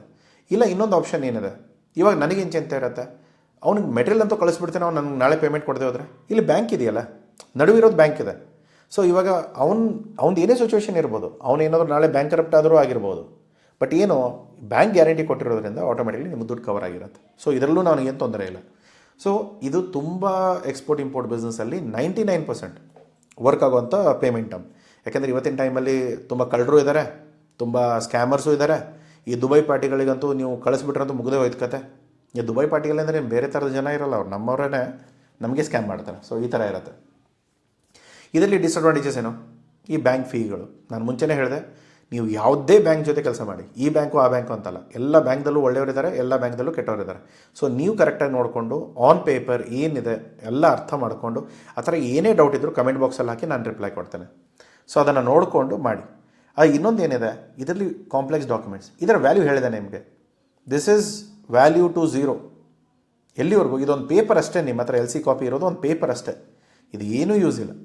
ಎಲ್ಲಿವರೆಗೂ ನಿಮ್ಮ ಕಂಪ್ಲೀಟ್ ಪ್ಲ್ಯಾನ್ ಆಗಿ ಮುಗಿಯೋವರೆಗೂ ನೀವು ಯಾವುದೇ ಡಾಕ್ಯುಮೆಂಟ್ಸ್ನ ಸಬ್ಮಿಟ್ ಮಾಡದೆ ಹೋದರೆ, ಅಥವಾ ಡಾಕ್ಯುಮೆಂಟ್ಸಲ್ಲಿ ಏನಾದರೂ ಕಡಿಮೆ ಇತ್ತು ಅಂದರೆ, ಈ LC ನಿಮ್ಮ ಏನು ವ್ಯಾಲ್ಯೂ ಇದೆಯಲ್ಲ ಇದು ಆಲ್ಮೋಸ್ಟ್ ಝೀರೋ ಇರುತ್ತೆ. ಫುಲ್ ವ್ಯಾಲ್ಯೂ ಬರೋಕ್ಕೆ ನೀವು ಕಂಪ್ಲೀಟ್ ಡಾಕ್ಯುಮೆಂಟೇಷನ್ನ ಪ್ರಾಪರಾಗಿ ಅರ್ಥ ಮಾಡಿಕೊಂಡು ಪ್ಲ್ಯಾನ್ ಮಾಡಬೇಕು.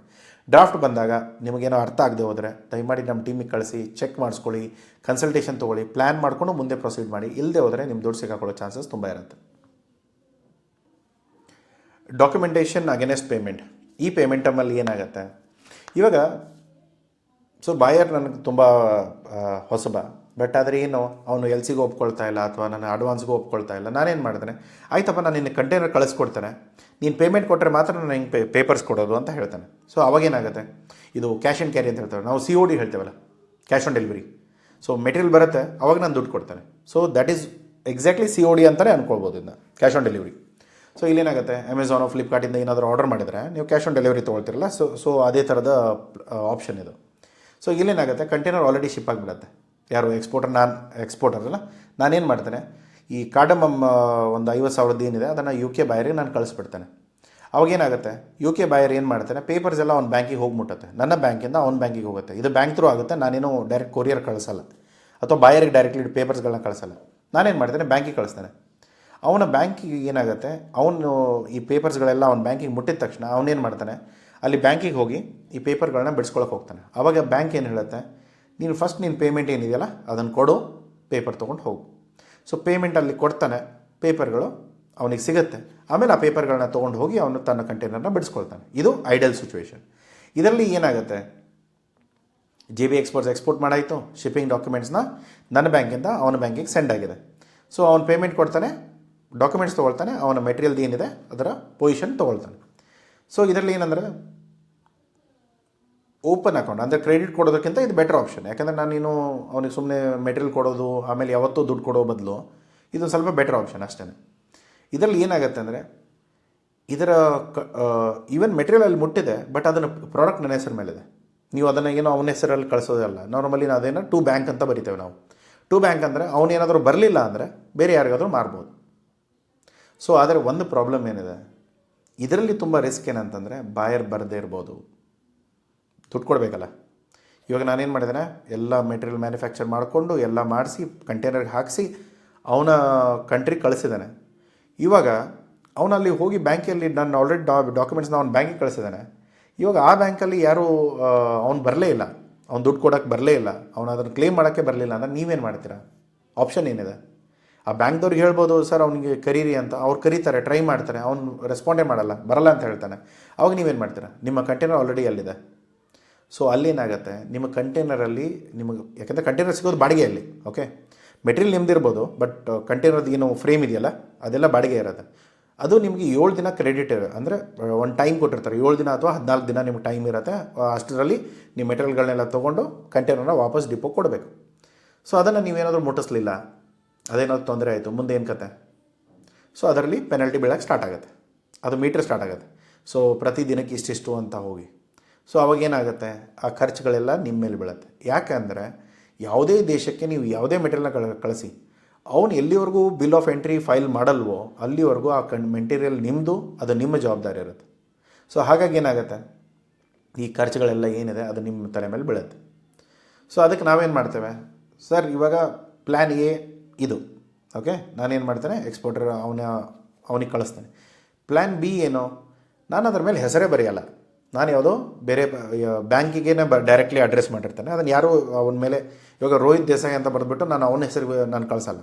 ನಾನೇನು ಮಾಡ್ತೇನೆ, ಟು ಬ್ಯಾಂಕ್ ಅಂತಾನೆ.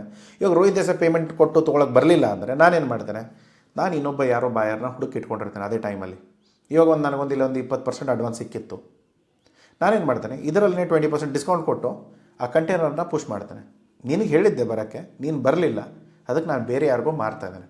ಇದನ್ನು ನೀವು ಪ್ಲ್ಯಾನ್ ಮಾಡ್ಕೊಂಡು ಮಾಡಿದರೆ ತುಂಬ ಸೇಫಾಗಿರ್ತೀರ. ಈ ಪೇಮೆಂಟ್ ಟರ್ಮ್ಗಳು ತುಂಬ ಹುಷಾರು. ಆದರೆ 99% ನಾನು ಹೇಳೋದೇನೋ, LC ಇದ್ದಾಗ ಇದನ್ನು ಯಾಕೆ ಮಾಡ್ತೀರಾ, ಮಾಡಬೇಡಿ. ಒಂದು ವೇಳೆ ಮಾಡೋ ಸಿಚುವೇಶನ್ ಬಂದರೆ, ಯಾಕೆಂದ್ರೆ ತುಂಬ ಜನ ನಾನು ನೋಡಿದ್ದೇನೆ, ಯಾಕೆಂದರೆ ಶ್ರೀಲಂಕಾದಲ್ಲೆಲ್ಲ ಗಲಾಟೆ ಆದಾಗ ನಮ್ಮವರು ಇಲ್ಲಿಂದ ಈರುಳ್ಳಿ ಕಳಿಸಿದ್ರು ಶ್ರೀಲಂಕಾಕ್ಕೆ. ಈರುಳ್ಳಿ ಎಲ್ಲ ಹೇಗೆ 4 ದಿನದಲ್ಲಿ ಕೆಟ್ಟೋಗುತ್ತೆ. ಆ ಟೈಮಿಗೆ ಇರುತ್ತೆ, ಆ ಟೈಮು ಅಲ್ಲಿ ಹೋದರೆ ಒಳ್ಳೆಯದು. 14-20 ದಿನ ಬರೀ ಕಂಟೈನರಲ್ಲೇ ಹಾಕಿಟ್ರೆ ಆ ಈರುಳ್ಳಿಗಳು ಏನಾಗಬೇಕು, ಕೆಟ್ಟೋಗುತ್ತೆ. ಆವಾಗ ಈ ವಿಷಯಗಳಲ್ಲಿ ಸಿಕ್ಕಾಕೊಳ್ಳೋ ಚಾನ್ಸಸ್ ತುಂಬ ಇರುತ್ತೆ. ಆವಾಗ ನಿಮಗೇನು, ಸರ್ ಇವಾಗ ಅವನು ಯಾವಾಗ ಬರ್ತಾನೆ ಬರಲಿ ಅಲ್ಲಿವರೆಗೂ ವೆಯ್ಟ್ ಮಾಡ್ತಾನೆ, ನಿಮ್ಮ ಈರುಳ್ಳಿ ವೆಯ್ಟ್ ಮಾಡಬೇಕಲ್ಲ, ಕೆಟ್ಟೋಗುತ್ತೆ. ಒಂಥರ ಟೈಮ್ ಅಂತಾರೆ, ಒಳ್ಳೆ ಕೌಂಟ್ ಡೌನ್ ಸ್ಟಾರ್ಟ್ ಆಗಿರುತ್ತೆ ಅದರಲ್ಲಿ. ಇಷ್ಟು ದಿನದಲ್ಲಿ ಮೆಟೀರಿಯಲ್ ಹೊರಗಡೆ ಬೀಳಿಲ್ಲ ಅಂದರೆ ಹಾಳಾಗೋಗುತ್ತೆ. ಅದಕ್ಕೆ ನೀವೇನು ಮಾಡಬೇಕು, ಒಂದು ಸೇಫ್ ಸೈಡ್ ಬ್ಯಾಂಕ್ ಅಂತ ಬರೀಬೇಕು, ಬೇರೆ ಯಾರು ಬಾಯರ್ ಇರ್ತಾನೆ ಅವನಿಗೆ ಅದನ್ನು ಪುಷ್ ಮಾಡಬೇಕು. ಇಲ್ಲಾಂದರೆ ಈ ಜನ ಏನು ಮಾಡ್ತಾರೆ, ಅಲ್ಲಿ ಮೆಟೀರಿಯಲ್ ಬರೋವರೆಗೂ ವೇಟ್ ಮಾಡ್ತಾರೆ. ಒಂದು 4 ದಿನ ನಿಮ್ಮ ಫೋನೇ ಎತ್ತಲ್ಲ, ರಿಪ್ಲೈನೇ ಮಾಡಲ್ಲ, ಅಲ್ಲಿವರೆಗೂ ಎಲ್ಲ ಚೆನ್ನಾಗಿ ರಿಪ್ಲೈ ಮಾಡ್ತಾರೆ. ಒಂದು ಸರಿ ನಿಮ್ಮ ಮೆಟೀರಿಯಲ್ ಡಿಸ್ಪ್ಯಾಚ್ ಆಗಿರೋ ಕನ್ಫರ್ಮೇಷನ್ ಸಿಕ್ತು ಅಂದರೆ ಆ ಮೆಟೀರಿಯಲ್ ಎತ್ಕೊಳ್ಳೋಕೆ ಹೋಗಲ್ಲ, ರೆಸ್ಪಾಂಡೇ ಮಾಡಲ್ಲ. ಅವಾಗೇನು ಹೇಳ್ತಾರೆ, ಮೆಟೀರಿಯಲ್ ಬಂದು ಅಲ್ಲಿ ಕಂಟೈನರ್ ಕೂತಾಗ ಅವಾಗ ಹೇಳ್ತಾರೆ, ಇಲ್ಲ ಸರ್ ನಮ್ಮ ಮಾರ್ಕೆಟಲ್ಲಿ ಪ್ರೈಸ್ ಡ್ರಾಪ್ ಆಗಿದೆ, ನನಗೆ ಎತ್ಕೊಳ್ಳೋಕ್ಕಾಗಲ್ಲ, ಸಾರಿ. ಅವಾಗ ನೀವೇನು ಮಾಡ್ತೀರಾ, ಅಯ್ಯೋ ಹೀಗೆ ಪ್ರಾಬ್ಲಮ್ ಆಯ್ತಲ್ಲ ಅಂಥೇಳಿ ಅವನೇನು ಮಾತಾಡೋಕ್ಕೆ ಟ್ರೈ ಮಾಡ್ತೀರಾ. ಅವ್ನು ಹೇಳ್ತಾನೆ, ಸರ್ ಒಂದು 20% ಡಿಸ್ಕೌಂಟ್ ಕೊಟ್ಟರೆ ನಾನು ಮಾಡ್ತೇನೆ. ಇವಾಗ ಅವನ ಕಲರ್ ಏನಿರುತ್ತಲ್ಲ ಅದು ಬಣ್ಣ ಬಯಲಾಗತ್ತೆ. ಸೊ ಈ ಥರದಲ್ಲಿ ತುಂಬ ಥರದ ಆಟಗಳನ್ನ ಆಟಾಡ್ತಾರೆ. ಸೊ ಅದಕ್ಕೆ ನೀವು ತುಂಬ ಹುಷಾರಾಗಿ ಈ ಪೇಮೆಂಟ್ ಟರ್ಮ್ಗಳನ್ನ ಅಗ್ರಿ ಮಾಡೋ ಮುಂಚೆ ನೀವು ಅರ್ಥ ಮಾಡ್ಕೊಂಡು ಅವ್ನು ಯಾವ ಥರದವನು, ಯಾವ ಥರದ ಕಂಪ್ನಿ ಇತ್ತು, ಈ ಥರ ಎಲ್ಲದ್ರ ಮುಂಚೆ ಆಟಾಡಿದಾನ. ಒಳ್ಳೆ ಕಳ್ಳರ ಜೊತೆ ವ್ಯವಹಾರ ಮಾಡುವಾಗ ಕಳ್ತನೆ ಪ್ರತಿ ಸರಿ ಮಾಡ್ತಾರೆ ಅವರು. ಇದೇ ಥರ 1000 ಜನಕ್ಕೆ ಮಾಡಿರ್ತಾರೆ. ಇವಾಗ ತುಂಬ ಹೊಸಬ್ರು ಏನಾದ್ರು ಬಂದಿದ್ದರೆ ಅದನ್ನು ನೋಡ್ಕೊಂಡು ನೀವು ಡೀಲ್ ಮಾಡಬೇಕು. ಬಟ್ ಆದರೆ ಈ ಥರದ ರೆಕಾರ್ಡ್ಗಳು ಇತ್ತು ಅಂದರೆ ತುಂಬ ವಿಷಯಗಳು ಮುಂಚೆನೇ ಗೊತ್ತಾಗುತ್ತೆ. ಇವ್ರ ಮೇಲೆ ಯಾರು ಕೇಸ್ ಹಾಕಿದ್ದಾರೆ, ಇವ್ರದ್ದು ಏನು ಇಶ್ಯೂ ಇದೆ, ಎಲ್ಲ ವಿಷಯಗಳು ಗೊತ್ತಾಗುತ್ತೆ. ಆದರೆ ನೀವು ಆ ಪೇಮೆಂಟ್ ಟರ್ಮ್ಸಲ್ಲಿ 20% ಲಾಸಲ್ಲಿ ಎತ್ಕೊಂಡು ಅವನಿಗೆ, ಯಾಕಂದ್ರೆ ನೀವು ಸಿಗಾಕೊಂಡ್ಬಿಟ್ಟಿದ್ದೀರಿ. ಇವಾಗ ನಿಮ್ಮ ಮೆಟೀರಿಯಲ್ ಆಲ್ರೆಡಿ ಅಲ್ಲಿದೆ, ಅದು ಇನ್ನೊಂದು 4 ದಿನ ಆದರೆ ಪೂರಿ ಫುಲ್ ಕೊಳ್ತೋಗುತ್ತೆ. ಅವಾಗೇನು ಮಾಡ್ತೀರಾ, ಆಯ್ತು ಸರ್ ನೀವು ಏನು ಕೊಡ್ತೀರಾ ಕೊಡಿ, ಮೆಟೀರಿಯಲ್ಗಳನ್ನ ಬಿಡಿಸ್ಕೊಳ್ಳಿ. ಆವಾಗ ಲಾಸ್ನ ಡಿಕ್ಲೇರ್ ಮಾಡಿಕೊಂಡು ಕ್ವಾಲಿಟಿ ಇದನ್ನು ಮಾಡಿಕೊಂಡು ಸೆಟಲ್ ಮಾಡ್ಕೊಂಡು ಮುಗಿಸ್ಬೇಕಾಗುತ್ತೆ. ಈ ತುಂಬ ಪ್ರಾಬ್ಲಮ್ಗಳು ಬರುತ್ತೆ. ಸೊ ತುಂಬ ಈ ಪೇಮೆಂಟ್ಗಳನ್ನ ಸೆಲೆಕ್ಟ್ ಮಾಡುವಾಗ ತುಂಬ ಯೋಚನೆ ಮಾಡ್ಕೊಂಡು ಮಾಡಿ. ಇಲ್ಲದೆ ಹೋದರೆ ದಯಮಾಡಿ ಯಾರಾದರೂ ಕನ್ಸಲ್ಟೇಷನ್ ತೊಗೊಂಡು ಅಥವಾ ಸಪೋರ್ಟ್ ತೊಗೊಂಡು ದಯಮಾಡಿ ಮಾಡಿ. ಇವಾಗ ನೆಕ್ಸ್ಟ್ ಇರೋ ಪೇಮೆಂಟ್ ಇನ್ನೂ ರಿಸ್ಕ್ ಇದೆ. ಇಲ್ಲಿ ಏನಂತೇವೆ, ಡಾಕ್ಯುಮೆಂಟೇಷನ್ ಅಗೇನೆಸ್ಟ್ ಎಕ್ಸೆಪ್ಟೆನ್ಸ್. ಇನ್ನು ಅಲ್ಲಿ ಪೇಮೆಂಟ್ ಅಗೇನೆಸ್ಟ್ ಎಕ್ಸೆಪ್ಟೆನ್ಸಲ್ಲಿ ಏನಿತ್ತು, COD ಅಲ್ಲಿ ಏನಾಗುತ್ತೆ, ನಿಮಗೆ ಮನೆಗೆ ಬಾಕ್ಸ್ ಬರುತ್ತೆ, ನೀವು ದುಡ್ಡು ಕೊಡ್ತೀರಾ, ಬಾಕ್ಸ್ಗಳನ್ನ ತೊಗೊಳ್ತೀರಾ, ರೈಟ್. ಇಲ್ಲೇನಾಗುತ್ತೆ, ನೀವು ಮೆಟೀರಿಯಲ್ ಕಳಿಸಿದ್ದೀರಾ, ಬಾಕ್ಸ್ ಅವ್ನು ತೊಗೊಳ್ತಾನೆ. ಅವಾಗ ಅವನು ಏನು ಹೇಳ್ತಾನೆ, ಆಯಿತು ನಾನು ನಿಮಗೆ 30 ದಿನದಲ್ಲಿ ಪೇಮೆಂಟ್ ಕೊಡ್ತೇನೆ ಅಂತ ಬರೆದು ಕೊಡ್ತಾನೆ, ಪೇಮೆಂಟ್ ಕೊಡೋಲ್ಲ. ಡಾಕ್ಯುಮೆಂಟೇಷನ್ ಅಗೇನೆಸ್ಟ್ ಎಕ್ಸೆಪ್ಟೆನ್ಸಲ್ಲಿ ಏನಾಗುತ್ತೆ, 30 ದಿನ 60 ದಿನ 90 ದಿನ ಏನೋ ಒಂದು ಕ್ರೆಡಿಟ್ ಟರ್ಮ್ಸಲ್ಲಿ ನೀವು ಒಪ್ಕೊಂಡಿರ್ತೀರ, ಅದನ್ನು ಅಗ್ರಿಮೆಂಟಲ್ಲಿ ಹಾಕಿರ್ತೀರ. ಇವಾಗ JB ಎಕ್ಸ್ಪರ್ಟ್ಸ್ ಏನು ಮಾಡ್ತಾರೆ, ಕೊರಿಯಂಡರ್ ಸೀಟ್ಸ್ ಕಳಿಸ್ತಾ ಇದ್ದಾವೆ 30,000. ಒಂದು ಫ್ರೆಂಚ್ ಬಾಯರ್ ಇದ್ದಾನೆ, ಅವ್ನು ಏನಂತಾರೆ, document against acceptance 60 days credit ನಾನು ಕೊಟ್ಟಿದ್ದೇನೆ ಅವನಿಗೆ. ಇವಾಗ 60 ಡೇಸ್ಗೆ ಅವನೇನು ಮಾಡ್ತಾನೆ, ಬ್ಯಾಂಕಿಂದನೇ ಪೇಪರ್ ಹೋಗುತ್ತೆ, ಬ್ಯಾಂಕಿಂದನೇ ಕಳಿಸ್ತೇವೆ.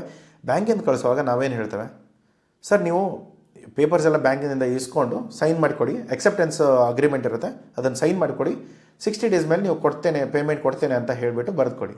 ಅವರ ಬ್ಯಾಂಕ್ಗಳು ಫಾಲೋ ಅಪ್ ಮಾಡಿಕೊಂಡು ಅವ್ನ ಕಡೆಯಿಂದ 60 ಡೇಸ್ ಆದಮೇಲೆ ಪೇಮೆಂಟ್ಗಳನ್ನ ತೊಗೊಂಡು ನಿಮಗೆ ಕಳಿಸ್ಕೊಡ್ತಾರೆ. ಅವನು ಏನಾದರೂ ಬರದೇ ಹೋದರೆ, ಐಡಿಯಲ್ ಸಿಚುವೇಶನ್ ಏನು, 60 ದಿನ ಆದಮೇಲೆ ಅವ್ನು ಬ್ಯಾಂಕಿಗೆ ಬರ್ತಾನೆ, ಅವನು ದುಡ್ಡನ್ನ ಬ್ಯಾಂಕಿಗೆ ಕಟ್ತಾನೆ. ಯಾಕೆಂದರೆ ಆ ಟೈಮಲ್ಲಿ ಮಾರ್ಕೊಂಡ್ಬಿಡ್ತಾನೆ ಆ ಮೆಟೀರಿಯಲ್ನ ಮಾರ್ಕೊಂಡು ಆ ದುಡ್ಡುಗಳು ಏನು ಬಂದಿರುತ್ತೆ ಅದನ್ನು ಹೋಗಿ ಬ್ಯಾಂಕಿಗೆ ಕಟ್ತಾನೆ, ಬ್ಯಾಂಕ್ಗಳು ನಮಗೆ ಅದನ್ನು ಟ್ರಾನ್ಸ್ಫರ್ ಮಾಡುತ್ತೆ. ಇದು ಐಡಲ್ ಸಿಚುವೇಶನ್. ಆದರೆ ನಾರ್ಮಲಿ ಆ ಥರ ಆಗುತ್ತಾ? ಇವಾಗ ಎಕ್ಸ್ಪೋರ್ಟರ್ಗೆ ಇವಾಗ ನಾನು ಅದೇ ಹೇಳಿದೆ, ಇವಾಗ ನನ್ನ ಹತ್ರ ಮೆಟೀರಿಯಲ್ ಬಿದ್ದಿದೆ, ಇಲ್ಲಾದರೂ ಬಿದ್ದಿದೆ, ಸುಮ್ಮನೆ ಅದ್ರ ಬದಲು ನಾನು ಎಲ್ಲೋ ಕಳಿಸ್ತಾನೆ, ಆಯಿತು 60 ದಿನ ಆದಮೇಲೆ ಅದು ದುಡ್ಡು ಬರುತ್ತಲ್ಲ, ಬರೋ ಚಾನ್ಸ್ ಅದು ಇದೆಯಲ್ಲ, ಸರಿ ಕಳಿಸಿ. ಸೊ ಹಾಗಿದ್ದಾಗ ಒಂದು ಆರ್ಡರ್ಗಳು ಹೆಚ್ಚಿಗೆ ಸಿಗುತ್ತೆ. ಇನ್ನೊಂದೇನು, ಬ್ಯಾಂಕ್ಗಳು ಪ್ರಾಪರಾಗಿ ಡಾಕ್ಯುಮೆಂಟನ್ಸ್ ಎಲ್ಲ ಮ್ಯಾನೇಜ್ ಮಾಡ್ತಾ ಇದ್ದಾರೆ, ಅವರೆಲ್ಲ ಟ್ರಾನ್ಸ್ಫರ್ ಮಾಡ್ತಾರೆ, ಅದೊಂದು ನಂಬಿಕೆ ಇರುತ್ತೆ, ಏನೋ ಬಂದು ಬ್ಯಾಂಕಿನ ಜೊತೆ ರಿಲೇಷನ್ ಇರುತ್ತೆ ಅನ್ನೋದು. ಆದರೆ ಇನ್ನೊಂದೇನೆಂದರೆ, ಇಲ್ಲಿ 60 ದಿನ ಆದಮೇಲೆ ಪೇಮೆಂಟ್ ಬರದೇ ಹೋದರೆ ಏನು ಮಾಡೋದು? ಯಾಕಂದರೆ ಬ್ಯಾಂಕಿನ ಇಲ್ಲಿ ಗ್ಯಾರಂಟಿ ತೊಗೊಳ್ತಾ ಇಲ್ಲ. LCಯಲ್ಲಿ ಅಟ್ಲೀಸ್ಟ್ ಆ ಪೇಮೆಂಟ್ ಬ್ಯಾಂಕ್ ಅವ್ರ ಹತ್ರ ಇರ್ತಾ ಇತ್ತು, ಇಲ್ಲಿ ಬ್ಯಾಂಕ್ ಅವ್ರ ಹತ್ರ ಅದೂ ಇಲ್ಲ. ಅವಾಗೇನು ಮಾಡ್ತೀರಾ? ಸೊ ಇದು ತುಂಬ ದೊಡ್ಡ ಆರ್ಡರ್ಗಳು ಅಥವಾ ನೀವು ಹೊಸ ಬಾಯರ್ಗಳ ಜೊತೆಗೆ ಈ ಥರದ ವ್ಯವಹಾರಗಳನ್ನ ಇಟ್ಕೊಳಕ್ಕೆ ಹೋಗಬೇಡಿ. ಅವ್ರು ಯಾವ ಥರದವ್ರೂ ಗೊತ್ತಿಲ್ಲ, ನಾಳೆ ಪೇಮೆಂಟ್ ಬರದೇ ಹೋದ್ರೂ ಕಷ್ಟ, ಅಥವಾ ಬಂದರೂ ಅವ್ರೇನಾದರೂ ಇದನ್ನು ಮೆಟೀರಿಯಲ್ಗಳನ್ನ ಕಳಿಸಿರ್ತೇವೆ, ಅಲ್ಲಿ ಪೇಮೆಂಟೂ ಇಲ್ಲ, ಅಲ್ಲಿ ಕ್ರೆಡಿಟಲ್ಲಿ ಅವ್ನು ಬರ್ತಾನೆ, ತೊಗೊಳ್ತಾನೆ, ಮಾರುತ್ತಾನೆ, ಮಾರಿದ ಮೇಲೆ ಪೇಮೆಂಟ್ ಬರಲ್ಲ, ಸರ್ ಇಲ್ಲ ನಾನು ಮಾರಿದಾಗ ಲಾಸ್ ಆಗಿದೆ, ನಿಮಗೆ ಅದನ್ನು ಡಿಸ್ಕೌಂಟ್ ಕೊಡಿ ಅಂತ ಕೇಳ್ತಾನೆ. ತುಂಬ ವಿಷಯಗಳಲ್ಲಿ ಆಟಾಡ್ತಾರೆ.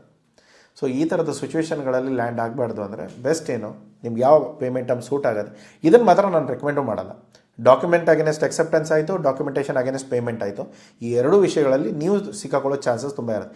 ಏನಾಗುತ್ತೆ ಗೊತ್ತಾ, ಈ ಕಟಗರ ಕೈಯಲ್ಲಿ ಕುತ್ತಿಗೆ ಕೊಟ್ಬಿಟ್ರೆ ಯಾವಾಗಾದ್ರೂ ಕೊಯ್ತಾರೆ. ಯಾಕಂದರೆ ಅವ್ರು ಕಟಗರ ಕೆಲಸ ಅದು. ನೀವು ಅವ್ರ ಕಟಗರ ಮನುಷ್ಯರ ಅಥವಾ ಅವರು ಏನು ಅನ್ನೋದನ್ನು ಮೊದಲೇ ಯೋಚನೆ ಮಾಡಿಕೊಂಡ್ರೆ ಮಾತ್ರ ನೀವು ಏನೋ ಒಂದು ಪ್ಲ್ಯಾನ್ ಮಾಡ್ಬೋದು. ಇಲ್ಲದೆ ಹೋದರೆ ನಿಮ್ಮ 99% ಬಿಸ್ನೆಸ್ಗಳು ಲಾಸಲ್ಲಿ ಹೋಗುತ್ತೆ. ತುಂಬ ಜನ ಈ ಥರ ಸಿಕ್ಕಾಕೊಂಡ್ರವ್ರನ್ನ ನನಗೆ ಗೊತ್ತು. ನಮ್ಮ ಹತ್ರ ತುಂಬ ಜನ ಸಿಕ್ಕಾಕೊಂಡು ಮೇಲೆ ನಮ್ಮ ಹತ್ರ ಬರ್ತಾರೆ, ಸರ್ ಇದಕ್ಕೆ ಏನು ಮಾಡ್ಬೇಕು ಹೇಳಿ ಅಂತ. ಇದನ್ನೇ ಮುಂಚೆ ಕೇಳಿಬಿಟ್ಟಿದ್ರೆ ನಾವು ಬೇರೆ ದಾರಿ ತೋರಿಸ್ತಾ ಇದ್ವಾ? ಇಲ್ಲ. ಫಸ್ಟು ಕುತ್ತಿಗೆ ಕೊಟ್ಟು ಕೊಯ್ಸ್ಕೊಳ್ತಾರೆ, ಆಮೇಲೆ ಬಂದು ಸರ್ ಕೊಯ್ದಿದ್ದಾರೆ ಪಟ್ಟಿ ಹಚ್ಚಿ ಅನ್ನುತ್ತಾ ಬರ್ತಾರೆ. ಸೊ ಈ ಥರ ಸಿಚುವೇಶನ್ಗಳು ತುಂಬ ಇರುತ್ತೆ. ಇದಂತೂ ತುಂಬ ರಿಸ್ಕಿ ಪೇಮೆಂಟ್. ಇದರಲ್ಲಿ ಏನಂತಂದರೆ ದೇವರ ನಂಬಿಕೆ ಮೇಲೆ ನೀವೇನೋ ಬಿಸ್ನೆಸ್ ಮಾಡ್ತಾಯಿದ್ದೀರ. ಇದನ್ನು ನಾವು ನಾರ್ಮಲಿ ಉದ್ರಿ ಅಂತ ಹೇಳ್ತೇವೆ, ಕ್ರೆಡಿಟ್ ಬಿಟ್ಟು ಸುಮ್ಮನೆ ಕೊಟ್ಬಿಟ್ಟಿದ್ದೇವೆ ಮೆಟೀರಿಯಲ್ನ, ಪೇಮೆಂಟ್ ಬರುತ್ತೋ ಇಲ್ವೋ ಏನು ನಂಬಿಕೆ ಇಲ್ಲ. ಆದರೆ ಏನು 99% ಆರ್ಡರ್ಸ್ಗಳು ತುಂಬ ಬರುತ್ತೆ. ಈ ಪೇಮೆಂಟ್ ಟೈಮಿಗೆ ನೀವೇನಾದರೂ ಅಗ್ರಿ ಮಾಡಿದರೆ ನಿಮಗೆ ಆರ್ಡರ್ಸ್ಗಳ ಕೊರತೆನೇ ಇರಲ್ಲ. ಯಾಕೆಂದ್ರೆ ಬಾಯರ್ ನಿಮಗೆ ಮುಂಚೆ ದುಡ್ಡು ಕೊಡಲ್ಲ. ಏನಿದ್ರು ಕೂಡ ನಾನೇನೋ ಮೆಟೀರಿಯಲ್ಗಳನ್ನ ಇವಾಗ ದುಬೈ ಪಾರ್ಟಿಗೆ ಸೆಂಡ್ ಮಾಡ್ತಿದ್ದಾನೆ. ಈ ದುಬೈಯಲ್ಲಿ ತುಂಬ ಜನ ಕೂತ್ಕೊಂಡಿರ್ತಾರೆ. ಸರ್ ನೀವು ಮೆಟೀರಿಯಲ್ ಕಳಿಸಿ, ನಾವು ಅದನ್ನು ಮಾರ್ತೇವೆ, ಅದಾದ ಮೇಲೆ ನಿಮಗೆ 90 ದಿನದಲ್ಲಿ ನಾನು ನಿಮಗೆ ಪೇಮೆಂಟ್ ಕೊಡ್ತೇನೆ. ಸೊ 90 ದಿನದಲ್ಲಿ ಏನೆಲ್ಲ ಆಗ್ಬೋದು? 3 ತಿಂಗಳು.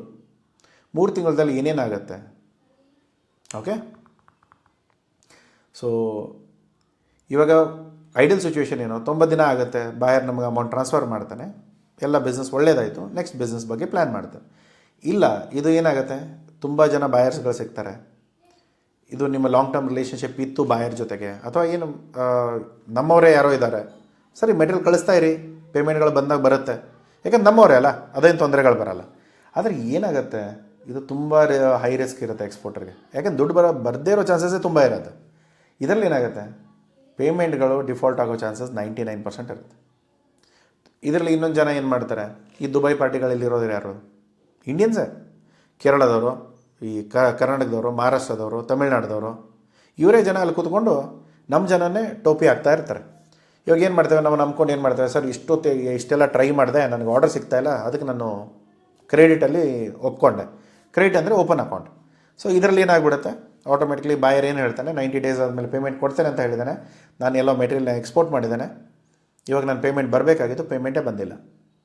90 ಡೇಸ್ ಆಯಿತು, 100 ಡೇಸ್ ಆಯಿತು, 200 ಡೇಸ್ ಆಯಿತು, ದುಡ್ಡೇ ಬಂದಿಲ್ಲ. ಅಲ್ಲಿ ಬ್ಯಾಂಕ್ಗಳು ಕೇಳ್ತಾ ಇರ್ತಾರೆ, ಸರ್ ನಿಮ್ಮ ಪೇಮೆಂಟ್ ಯಾವಾಗ ಬರುತ್ತೆ, ಇದನ್ನು ಕ್ಲೋಸ್ ಮಾಡಬೇಕು ಅಕೌಂಟು, ಅದು ಕೂಡ ಆಗ್ತಾ ಇರಲ್ಲ. ಸೊ ತುಂಬ ವಿಷಯಗಳಲ್ಲಿ ನೀವು ಸಿಗಾಕೊಳ್ತೀರ.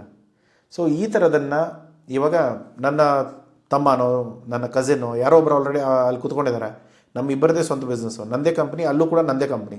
ಸೊ ನಾನು ಇಲ್ಲಿಂದ ಕಳಿಸ್ತಾ ಇದ್ದೇನೆ, ಪೇಮೆಂಟ್ ಅಲ್ಲಿಂದ ಬರ್ತಾ ಇದೆ, ಯಾವಾಗಾದರೂ ಬರಲಿ, ಎಲ್ಲೂ ಹೋಗಲ್ಲ ದುಡ್ಡು, ಯಾಕಂದ್ರೆ ನನ್ನದೇ ಕಂಪ್ನಿಯಲ್ಲಿ ಎರಡೂ. ಸೊ ಆ ಥರ ಇದ್ದಾಗ ಓಪನ್ ಅಕೌಂಟ್ಗಳು ನಡೆಯುತ್ತೆ. ಯಾರೋ ಹೊರಗಿನವ, ಏನೂ ನಂಬಿಕೆ ಇಲ್ಲ, ಫಸ್ಟ್ ಟೈಮ್ ಮಾಡ್ತಾ ಇದ್ದಾನೆ, ಅದು ಕೂಡ ಓಪನ್ ಅಕೌಂಟಲ್ಲಿ. ಬರೀ ಆರ್ಡರ್ ಹಸಿವಿಗೆ ನಾವೇನಾದರೂ ಇದನ್ನು ಮಾಡಿದರೆ ದುಡ್ಡು ಸಿಕ್ಕಾಕೊಳ್ಳೋ ಚಾನ್ಸಸ್ ಇರುತ್ತೆ.